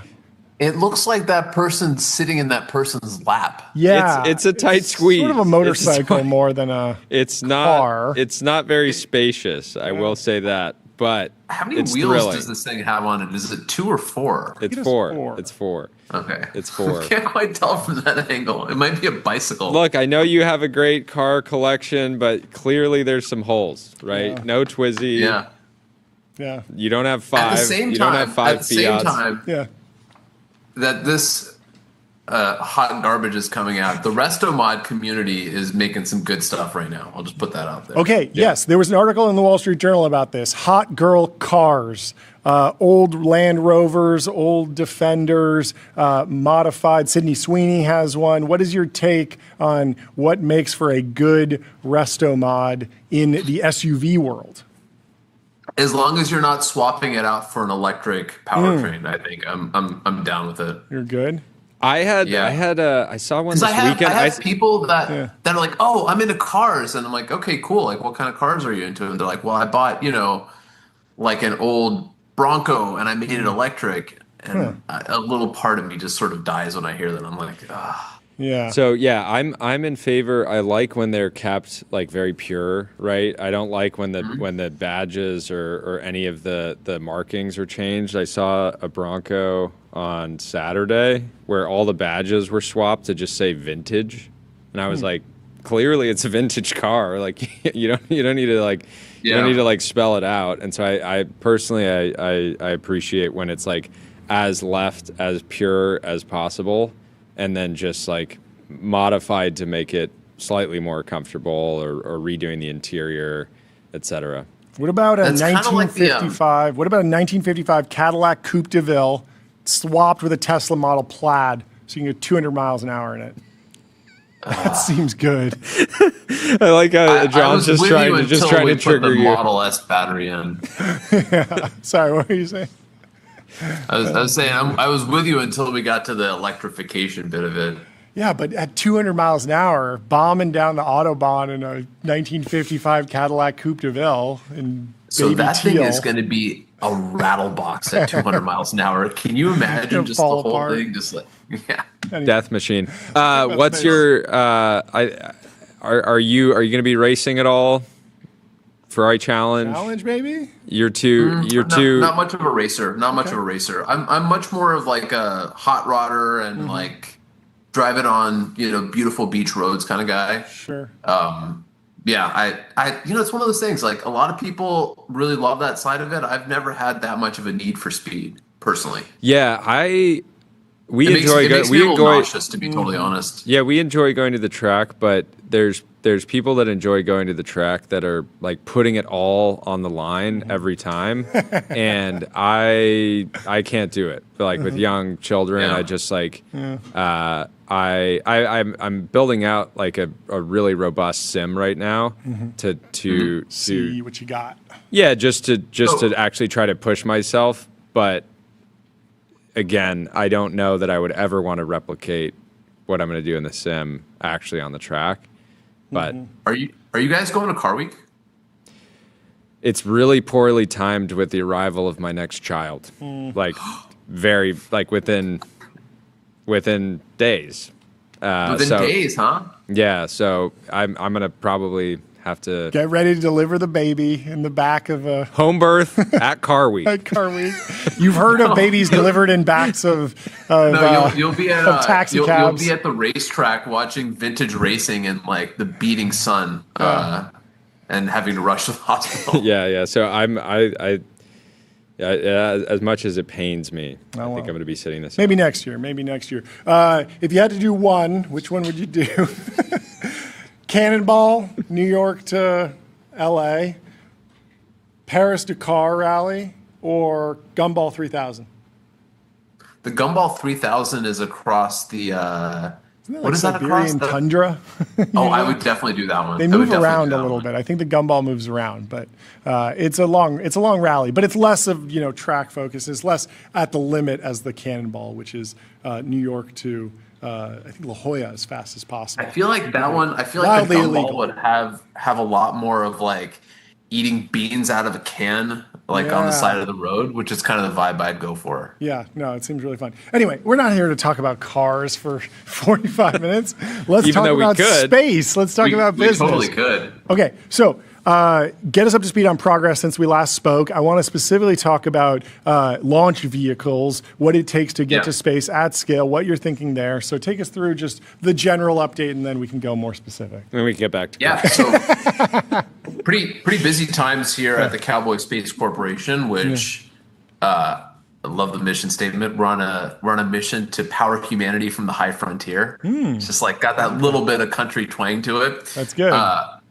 So we announced fundraising and the plans to vertically integrate into launch vehicle plus data centers and space architecture.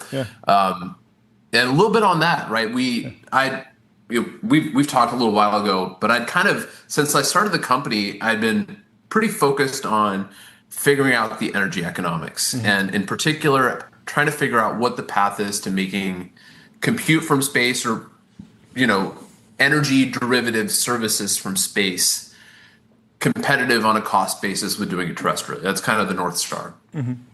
And when we kind of got to the architecture that we announced, that was the aha moment, is like, when you look at the entirety of the problem, including the launch vehicle, the path to get in the data center in space, along with the architecture of the data center part in space, and you optimize the entire thing, that's one of the paths to getting to cost competitive economics, was when we really doubled down on building the launch vehicle as a part of the data center in space. And I think also it's become more and more clear over time that the launch capability that people will need to do all this interesting stuff in space, like it's going to be a while before it's there. SpaceX is obviously running ahead with that, but they're going to end up using a lot of that capacity for themselves. And so we knew that if we wanted to control our destiny, we'd have to go down this path, which I did not think I was going to start a rocket business when I started this company. But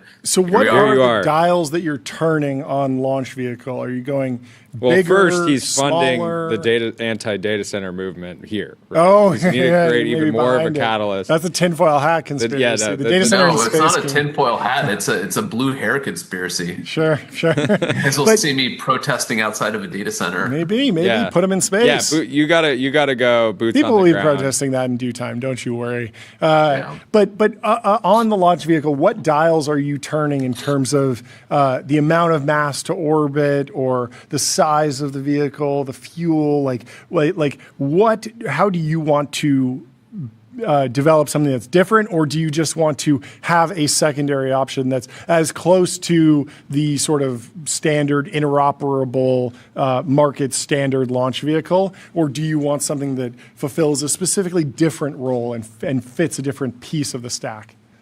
Yeah. So first things first, you guys will see a much more detailed update from us on overall launch vehicle architecture, kind of an unveiling of what the rocket looks like, how pointy it is, stuff like that. So stay tuned on that, but I'll give you a couple of breadcrumbs to that right now. First one is on the launch vehicle itself. We want to optimize for simplicity of architecture and speed to market. Those are kind of high level objectives. We don't have to build the Bugatti Veyron of rocket engines here. We want to build something that's much more the Honda Civic of rocket engines. And what that looks like, it's down selecting each one of the core trades in the system to optimize for what can we build relatively quickly that gets the job done and starts getting payloads to orbit. Because there's different paths we could take with this. The North Star for me is like cut out the arts and crafts projects. Like just focus on building data centers in space, building a rocket architecture that is purpose built for that. And notably not focus on reusability at all, at least initially. Is that right? No, I think we're going to aim for reusability as quickly as possible. One of the things that we hope to do on the path to getting there is having economics that support making something that's viable with a non-reusable version of it, so that we're not waiting forever to start getting payloads up. And because we've announced this already. I imagine with some of the AI projects, the AI compute is so valuable economically, so economically dense that non-reusable payloads might actually make sense, at least in the short term. Of course, you want to save money over the long term, but when you think about the value of large-scale compute in orbit, that could be potentially higher than some of the other payloads that are going up right now, right? So that sort of pulls forward your roadmap.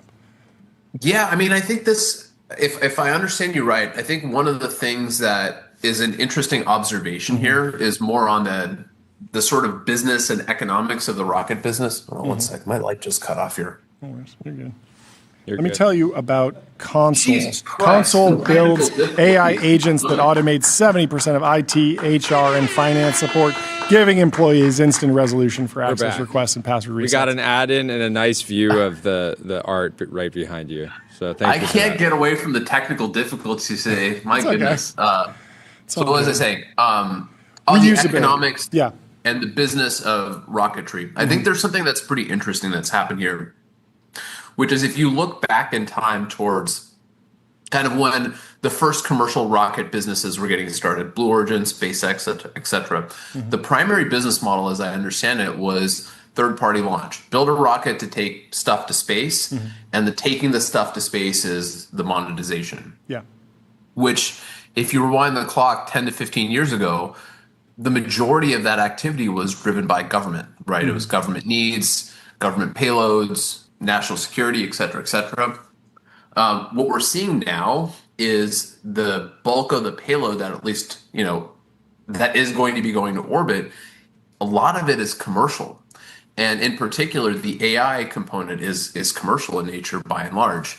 And when you realize that fundamentally changes the way that you think about the rocket business, you realize that like how to say this, the development path starts to change, right? Because if you're launching first-party payloads, you look at the economics of what does it take to get a successful launch to orbit, what is the cost of a failed launch to orbit, and you control the entire economic stack there. So if you have a failed launch to orbit and the sort of consequence of that is a first-party payload, it's very different than if the failed launch is for a government payload. To say it differently, when it's purely commercial, the incentive, I think, is much more to try early and often. And to get to that sort of like successful launch and eventually to get to reusability and get payloads to orbit that start monetizing along the way. And I think that flows through the entirety of the decision making of how you build a rocket company in 2026, right? Said differently, we're building this thing for our data center and space payload. We're not building it for third-party payloads. We're not building it for human space flight or any of that stuff. We might do that at some point in the future, but we think that the majority of like the actual substance and the revenue of this is going to come from the first-party payloads of data centers in space. Yeah. Very different company from Robinhood. What lessons are you actually taking? What are you drawing from the Robinhood playbook, if anything, for this company? Well, it's kind of interesting because the techno-economic analysis of how do you make a service make sense like this? There's some overlapping in thinking there of like how do you make the economic cases make sense? The other part is building engineering teams like that translates over pretty well. And building them, I think the interesting thing here is that it's a largely distributed engineering workforce. A lot of it is quite different, I'll be honest. There's less consumer product involved. There's much more manufacturing involved. But at the end of the day, the circumstances in some ways are similar, right? It's like starting out from the standpoint, the Robinhood, era of my life, I guess is still going on. But the starting of that was, how do you build something that competes against these existing brokerages, and how do you really, really focus on a very specific set of things that gets a meaningful use case in the market? I think that part is actually kind of similar. It's like, how do you make a meaningful rocket space company by being hyper focused on a small number of things. Because, like I said, we're not in the business of doing human space flight and all these other things. But how do you find that niche that you care about and say ultra focused on making that happen? In 30 seconds, because I know you have to hop. SpaceX is in the cloud business now. They have a launch business. You can imagine that Elon just wants more and more and more and more of that end market. Has that changed the dynamic of conversations that you're having with, let's say, other hyperscalers and labs that are competing with Elon Inc. and don't want to end up in a situation where they are, basically forced to purchase from a monopoly, or cloud from monopoly, et cetera? Yeah, I mean, I think the overwhelming dynamic here now and in the future is just the need for compute, right? I think there's definitely people that are concerned about controlling their own data centers, but if you kind of look around at the marketplace right now, people are trying to get capacity whenever and wherever they can get it. So I'm sure there's a little bit of that behind the scenes. But I think the primary thing that I'm seeing is just the need for compute and trying to bring it online as quickly as possible. And I don't know, I feel like we all kind of live with that on a day-to-day basis. Like I was asking, Fable to make some Magic the Gathering decks for me over the weekend. Your limit? And I kept hitting my limits. I'm like, come on, guys. Like, just make the deck for me. Yeah. No, it is a crazy time. Like, Apple is leasing GPUs from Google. Google's leasing GPUs from SpaceX. Anthropic. Like, everyone Google's is telling Meta, yeah. Sorry, we don't have And then Meta is like, capacity. we have too much capacity to sell. And so everyone's doing a deal with everybody else. So it's a good business to be in since everything's growing and demand solves so many headaches and justifies so many. All right, I know you have to jump. Risks. Let's get a couple of these Fiats. Let's bomb around Car Week, the three of us, maybe a few others. Maybe Car Week 2027. Yeah. So I don't. I'm totally down. Totally down. I love it. I go most years. Amazing. Well, great to have see a great you. rest of Congrats your on the week. progress. Congrats on the progress, and we'll talk to you soon. Thanks, boys. Have a good one. Cheers. Goodbye. Our next guest is Daniel English from Legacy Investments. He's a managing partner there. We'll bring him in to the TBPN Ultradome from the waiting room. Legacy Investments does private real estate and infrastructure investment platform. Daniel, welcome to the show. How are you doing? What's going Great. on? Thanks for having me. How was your 4th of July? In the nation's capital. So I was here for all the storms and the fireworks. Very fun. Electric. Well, since it's your first time on the show, I would love for you to kick it off with a little bit of an introduction on yourself and Legacy Investments. Get us up to speed. Yeah, absolutely. So my original background was tech entrepreneurship, probably similar to you guys, and then saw the opportunity in infrastructure for the build out of the internet. And 15 years ago, started investing in data centers and data centers and actually e-commerce warehouses. Yeah, So e-commerce doing both. warehouses as well, and also some life sciences real estate. Is that correct? Yeah, sort of all takes the same kind of infrastructure. So Okay. the whole idea was own the infrastructure that the digital world is being built on top of. Yeah. Thesis makes a ton of sense. Take us through the very first deal. Like, did you have to marshal capital? Is it like raising a venture fund? Are you just deploying your own capital and working with a bank for a mortgage? Like, what was that first deal like? Yeah, it's very similar to venture, right? Okay. So, just huge sums of money. I mean, today our typical deal is $600 million just each. So, and that's a small data center investment, right? Yeah. So big dollars. But yeah, I mean, you go out, you raise your money, you have a pitch deck, the same basic process. So we started, I think 15 years ago, nobody understood what a data center was. So it was fascinating. In fact, I got laughed at a lot by private equity who was like, you left tech and venture to go into data center. Wow. Who's laughing Which is now? amazing now. Because exactly. They're like, hey, we'd love to catch up and get coffee and you can tell us about how this Well, all works. so I want to understand, data centers went from being something that no one really cared about to suddenly everyone cares about them all the time, so much so that if anything happens at a data center tied to any hyperscaler, it gets like reported to the front page of the Wall Street Journal or even the New York Times, right? It's like satellite photos monitoring the build out. So through that process, how did the game change from an investing standpoint rewinding, let's say early 22 to 23, and then I want to go from like 2023 to 2024 and like understand those changes, because it's just been ramping up to such an extreme degree, and it still feels like there's a ways to go. Oh, absolutely. I mean, the first transition was in, call it 2010, when cloud really came on the scene, right? So you had data centers before 2010. 2010 to sort of 22, you had a big run up in cloud. And so that was a whole era of data centers that shifted. But really, with the introduction of AI, you've got this huge increase in density and demand. I mean, demand was already growing astronomically, but as you guys know, AI is really pushing that. And at the same time, when we're also constraining on power. So the biggest transition was just the amount of power. So in 2010, a 5 megawatt data center was a good one. 30 megawatts was sort of peak. Now, 30 megawatts is a small data center. Everybody wants a gigawatt. And so that scale is just astronomical versus what we had before. And so what we're seeing is, really everything we're doing, including this show, is happening in a data center. Yeah. And what's fascinating to me is most people... Somebody's got to tell Theo Von that. I don't know if you saw that clip where he's like, data centers. No one wants these on his video podcast. It's distributed via 1 million data centers all over the world.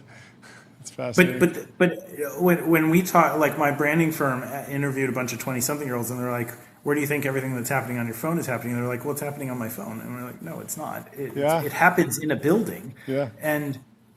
But that creates an arms race right now around AI, because everything we do in our lives happens in a building, in digital infrastructure.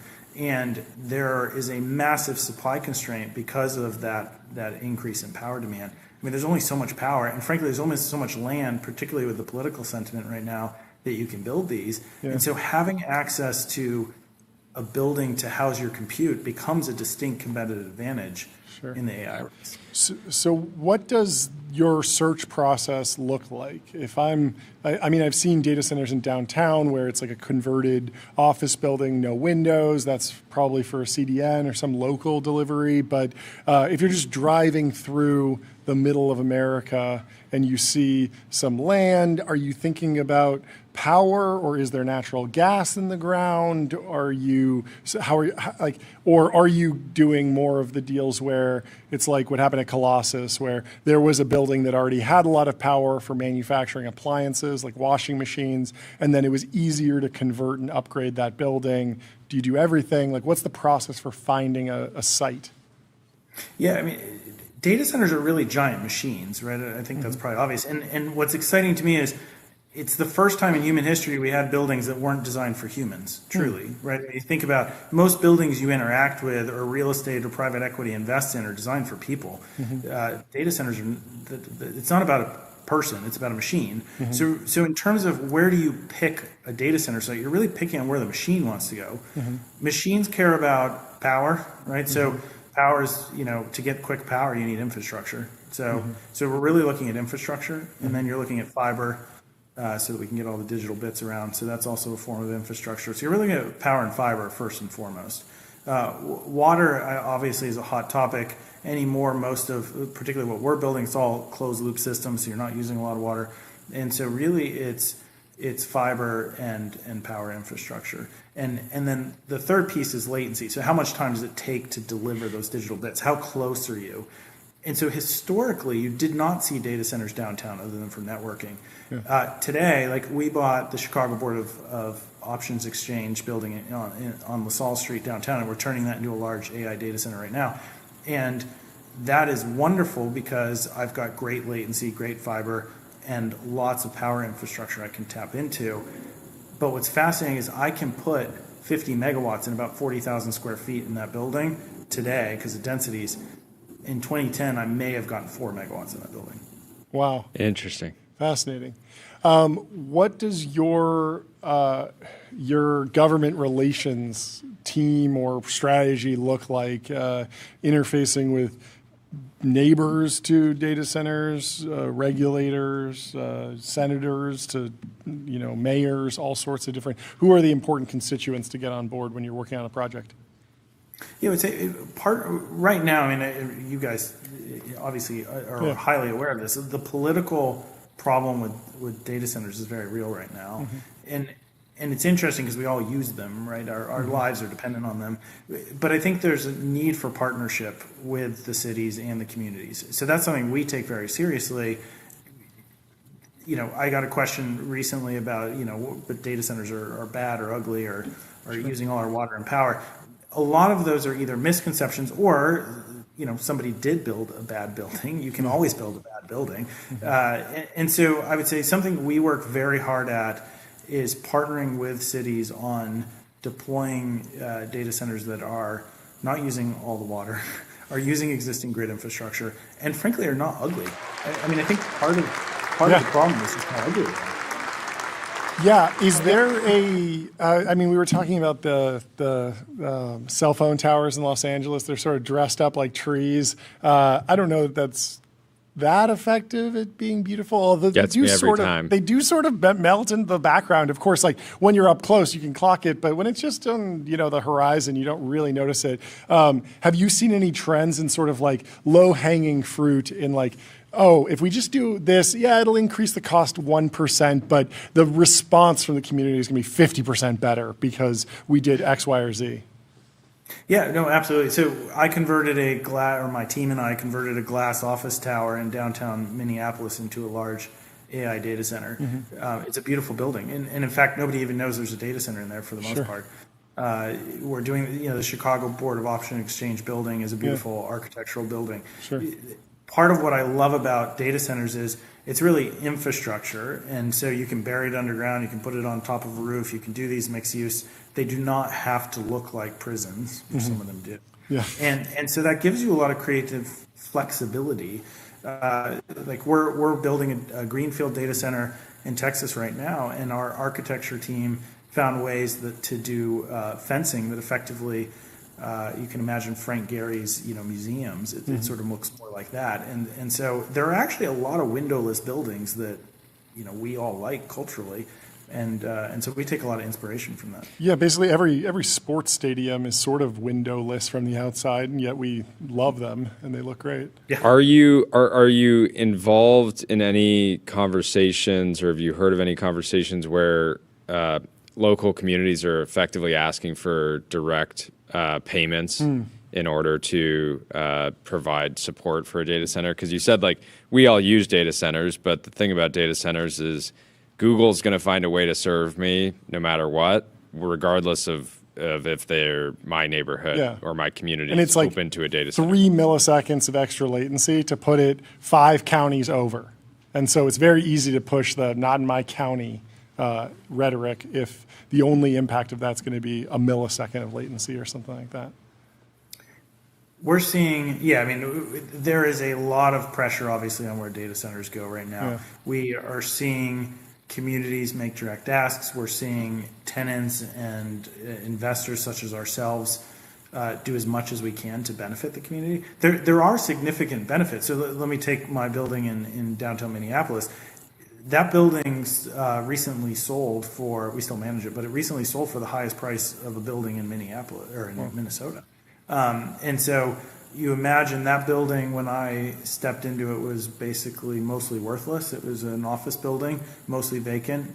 Let's call it less than $30 million of value. And now it's one of the highest priced buildings in Minnesota. I mean, that shift is, and it still looks like a beautiful glass office tower. Yeah. It's not using huge amounts of water. And you're saying there's massive increase in property tax revenue. Yeah. Because of the new sale price. That makes a lot of sense.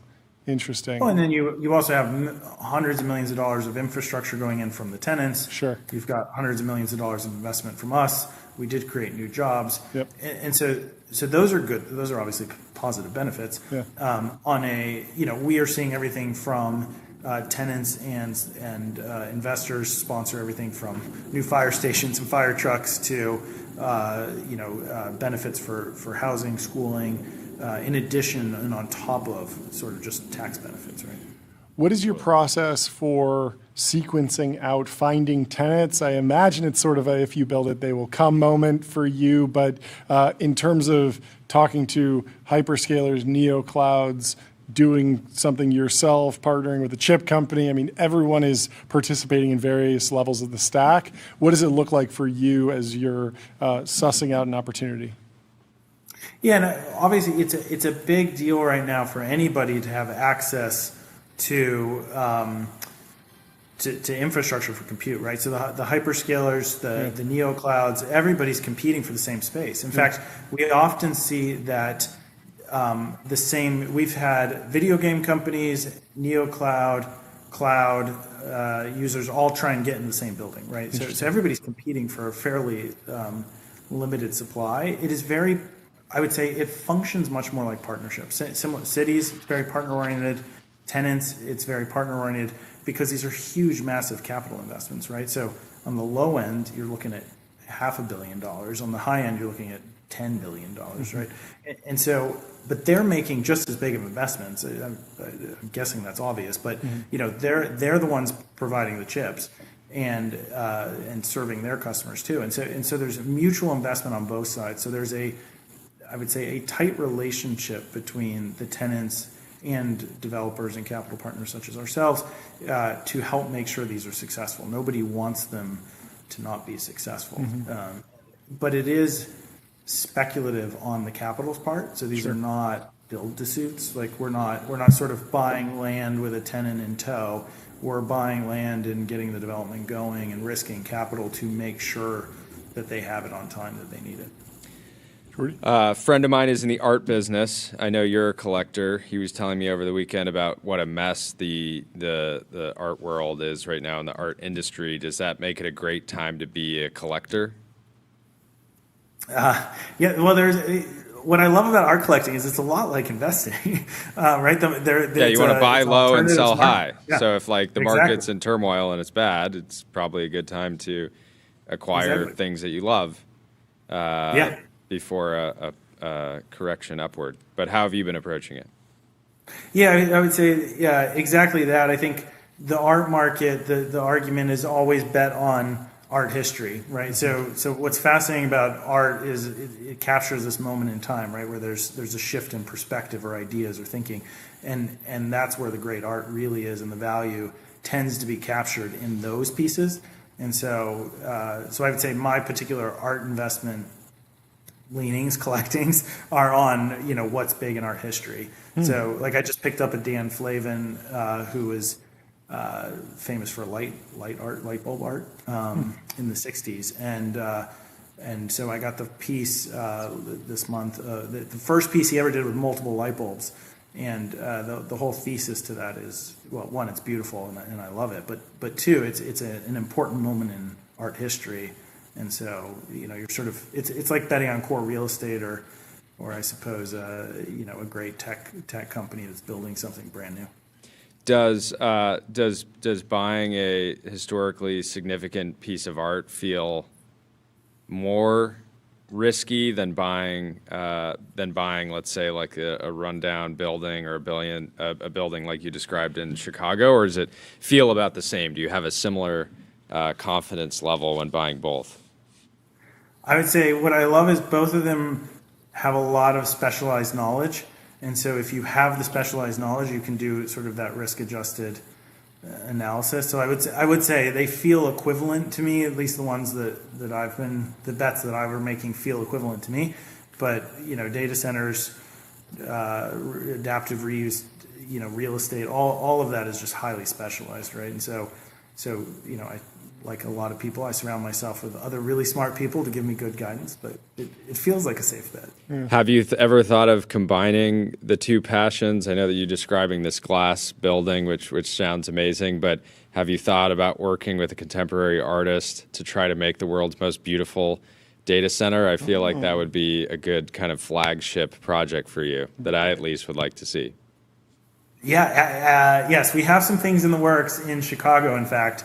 One of my favorite, this is maybe slightly different than where you're going, but my favorite example of this is what Louis Vuitton did on Fifth Avenue in Manhattan where they wrapped a construction project in what looks like a giant Louis Vuitton trunk. And I have an apartment right around the corner from it, and I see people photograph it constantly. And I love that idea, but I keep thinking, can we wrap data centers in something that's interesting and beautiful that people want to photograph instead of hate? Yeah, something where if aliens are monitoring us, they're like, what are these crazy things that they're so obsessed with? I like it. That's great. Awesome. Well, thank you so much for taking the time to come on the show. Yeah, thanks for the update. Have a fantastic weekend. Great to meet you. Absolute pleasure. Thanks for having me. We'll talk to you soon, Daniel. Cheers. Goodbye. Our next guest is the president and head of artificial intelligence at Replit. Michele is in the waiting room, and we're excited to talk all things vibe coding, the shift from vibe coding to vibe building. Break it down for us. Welcome to the show. How are you doing? Hey guys, thanks for having me. How are you doing? Thanks so much for taking the time. We're doing great. 3-day weekend. Yeah. What did you build? Ooh, good question. I built a sunburn on my back. I worked hard. I was flying to Paris. Oh, okay. I'm calling you from Paris right now. Yeah, I'm going to be speaking at the Race Summit. Well, thanks for staying up late. Why don't you set the table for us, introduce yourself a little bit, and explain how you fit into the organization and what the top projects are for Replit in your world they are these days. Yeah, so as you said, I'm president and head of AI. Basically means everything technical the company currently rolls up to me. I'm the person who came up with the push of creating Replit Agent and led the project from day one. And this happened back in September 2024. If you recall, vibe coding didn't even exist as a term back then. It was coined in February 2025, if I recall correctly. So we were the first one to launch in that space, and we basically pioneered and, we charted this new market that keeps expanding like crazy. We had 4 major agent releases in the meantime. And if anything, I'm more excited about the months that are about to come rather than the crazy roller coaster we went through in the last couple of years, because the capabilities are expanding so much that naturally the scope we have as a company will just extend like crazy. So pitch me like it's 3 months from now. It's September and October, and I'm non-technical, someone who has heard about the AI boom but doesn't really know where to start. What are you instructing someone in a few months from now? How should they be interacting with Replit and Replit agents to do something? What's a good hello world on absolute steroids project for them to get started with? Think about it this way. For the last 2 years at least, we've been talking about agents all the time, but it's still extremely difficult for everyone to build their own agents. And in a sense, we've been lucky because a company like Replit could grow so much because we pioneered the space. But now I want everyone to be capable of creating their own agents. And the reason is fairly simple. If I can make a prediction, I do believe that sooner than later, we're going to be seeing far fewer apps being used rather than agents. And the reason is we built UIs, we built computers in this way in the last decades because the only way we had to interact with them was keyboards and mouse and click and data input, which is very much error prone. The way you work instead is you talk to your colleagues, you discuss, you decide what to do, you express in natural language your intent, and then you either delegate or you get the job done yourself. But guess what? Agents do exactly that. The more autonomous we make them, the more capable we make them, the more they're going to be able to complete tasks end to end. And I want everyone to be capable of building their own customized agents. So 3 months from today, if we chat again, I will be mostly talking about that, and our product will be pushing that direction very much. Okay. Talk to me about the split between these 3 use cases that I see coding agents generally being used for. One is the ad hoc, go and do something, pull a bunch of information. I did this most recently looking around my neighborhood, looking at different lots and registrations of the government. Go pull a bunch of data, organize it into a spreadsheet, turn that spreadsheet into an infographic, work through all of that like you were a super powerful executive assistant who knew how to write Python and scrape the web to produce a single report, basically deep research on steroids.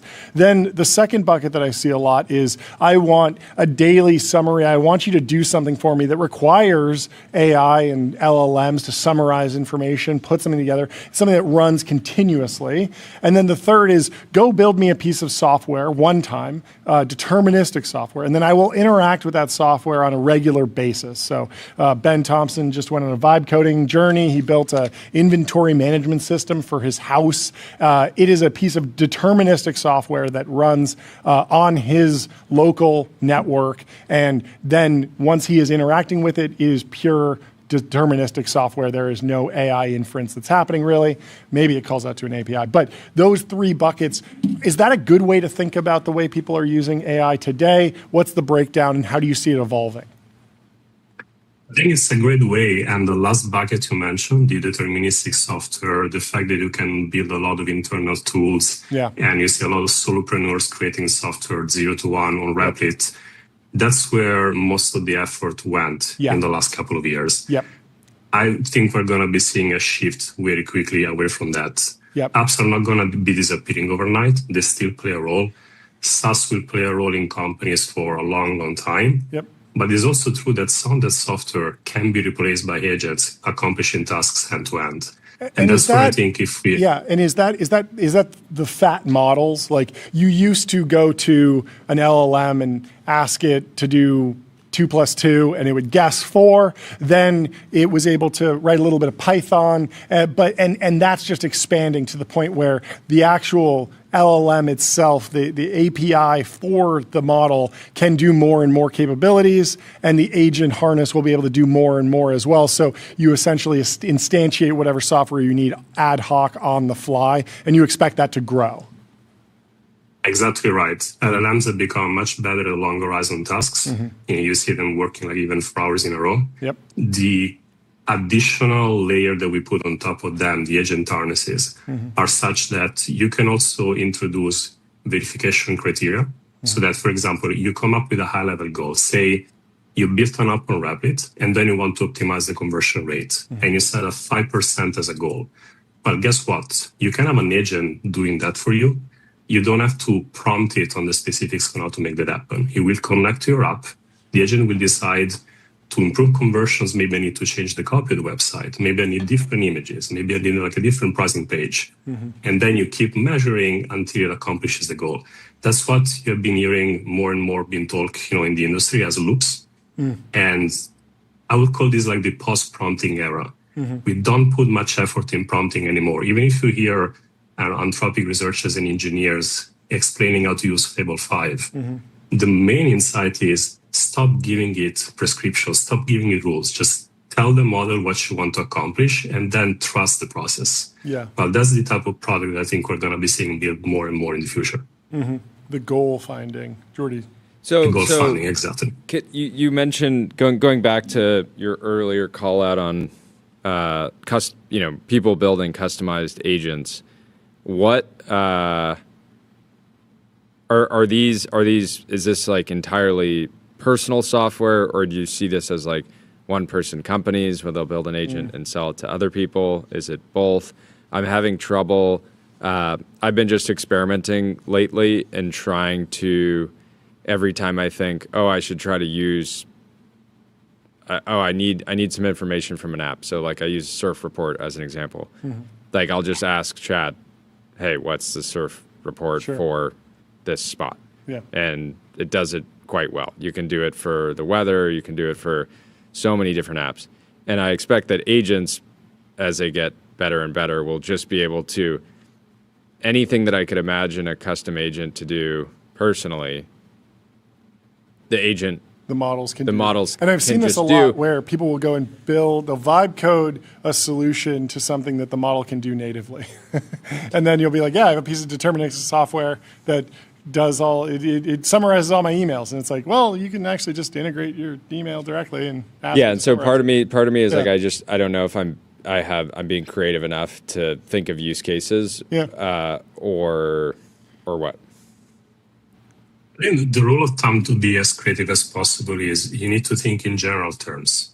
You don't have to narrow down on, I want an agent that helps me to connect to the few applications that I use on a daily basis. You need to start to think in goals. And the moment you have a goal and you want to get some type of work done, then allow the agent to decide what are the steps necessary and allow the agent to create the code in order to make that happen. Now, there is one advantage only if you actually create a piece of deterministic software, is that you trade that inflexibility for the cost of tokens. Yeah.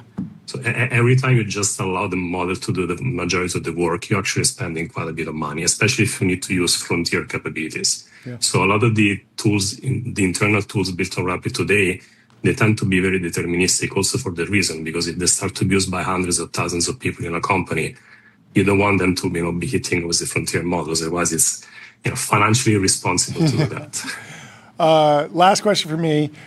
Get me up to speed on the state of solopreneurship, and I want a prediction from you on when you think we'll see the first one-person, $1 billion company. It has already happened. You probably read about that on the New York Times. That one, controversial I don't think story. that one counted. I know. I don't think Doesn't it counted. count? Okay. It was close, but there were too many complaints from customers. It seemed like they bent the rules of the marketing, and they were getting hit with some FTC, FDA issues. I want a clean faking doctor recommendations, clean $1 billion valuation. Let's give it another shot. I would say by the end of the year. Wow, We have okay. several. Yeah. Yeah, we have several 9-figure companies built on Rapid. So it's going to happen. Yeah. We're almost there. I love it. Well, definitely shoot us a note when it happens. If you see it inside Replit, have them pitch us. We'd love to talk to them. Hold me We'd love to dig accountable. in more. Yeah. Yeah.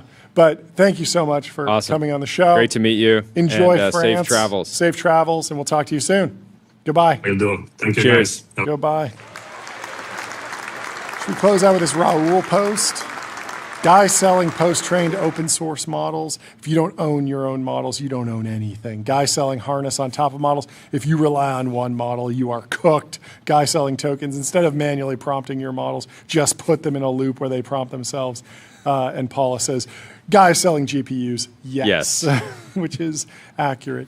Everyone has a very different version of their modern sales pitch. We did not. Let's close out on this. Yeah, what? What are we? Tony Robbins says his AI agent bought a robot dog to merge with. Oh, I didn't realize it was a dog. I thought it was a humanoid. But Let's play he's talking this. to Ray Kurzweil. It's a 1-minute clip. We'll pull this up and play Tony Robbins in conversation with Ray Kurzweil, author of The Singularity is Near, one of the most accurate AI forecasters in history. Ray Kurzweil called the date of the Turing test 20 years in advance, almost to the day. Very impressive forecast. He's calling Singularity 2035, I think, maybe 2040. This might be Technology's daily show, but today is not our day with technology. But this is not a technology issue. This is a near peer adversary attacking us. They want to keep us from watching this video, and so people are talking about a Space XAI rebrand. Oh, what's going on there? I thought that was already a thing. I thought they already said they were going to call it Space XAI, which really sort of a mouthful. Let's pull up this video. SpaceX is doing well. Technology. It's still a $2 trillion company. The float is still low, and they're unlocking more and more of the shares. But the value has been holding strong, north of $2 trillion, which I think a lot of folks who were giving very bearish takes, saying that the company doesn't make that much money, that it would be worth a paltry $100 billion by now. But no, it has been cooking. Don't try and pull things up, George. This That's video impossible. live stream does not have the technology. It doesn't. To do live. The timeline video. was in turmoil before the break on July 2nd over some Anduril SPV action that happened. Matt Grimm took a shot at Packy McCormick, saying that Not Boring raised an SPV that bought into around a couple years ago of Anduril, and then Packy came back, set the record straight, and said that he didn't sell, and that in fact it was an LP that had sold. And it all underscores just how complicated some of these later stage investing deals get. Sometimes if you're an investor and you have an LP and they're going through some financial situation, maybe a divorce, maybe a lawsuit, they could need liquidity for something, they're moving things around, like the ask can be more serious than I think people normally jump to. They always jump to, oh, they just like trying to flip the stock or something, and that is not the activity that you want to have happen. But it is a very tricky situation, lots of gray areas, and I think the end result is that open conversation almost always benefits. No surprises is the rule, and also, I don't think you should be able to buy or sell Anduril secondary unless you can beat Matt Grimm in a MRF. I think that would solve a lot of this. I think it should all come down to your MRF time. In order to redeem your shares in Anduril, you should have to post video evidence of you doing a MRF, probably sub 45 minutes, maybe sub 40 minutes would be ideal to really get access. That is the future of investor relations. Could apply to all companies, honestly. Yeah. You want to buy or sell, you gotta run a mile, do 100 pull-ups, 100 push-ups, 100 sit-ups. What is 100 it? pull-ups, Squats. 200 push-ups, 300 squats. 300 squats. He's been practicing. He's trying to get in on the next Anduril SPV for sure. Win Matt over. Anything else you want to touch on today, Jordy? Or yes, should Ben, we say the video is playing goodbye? for me. Okay, well, but it's a skill not issue, for you. apparently. It is a skill issue. Anyways, folks, Portugal, tuning Spain, 0-0 at the half. We missed nothing. Thanks missed for tuning in with Go with flip us. over, watch We'll the be World back Cup. tomorrow. We'll be back tomorrow, 11 It's a.m. July. Or- That means we get a little silly around here. You're going to hear We lots do. of car questions for our interviewers, for our guests. But if you have tech news, hit us up. Let's go it is funny. USA. What? It is funny. Yeah. We get into these slower summer months, and then all of a sudden you have just insane days. Yeah.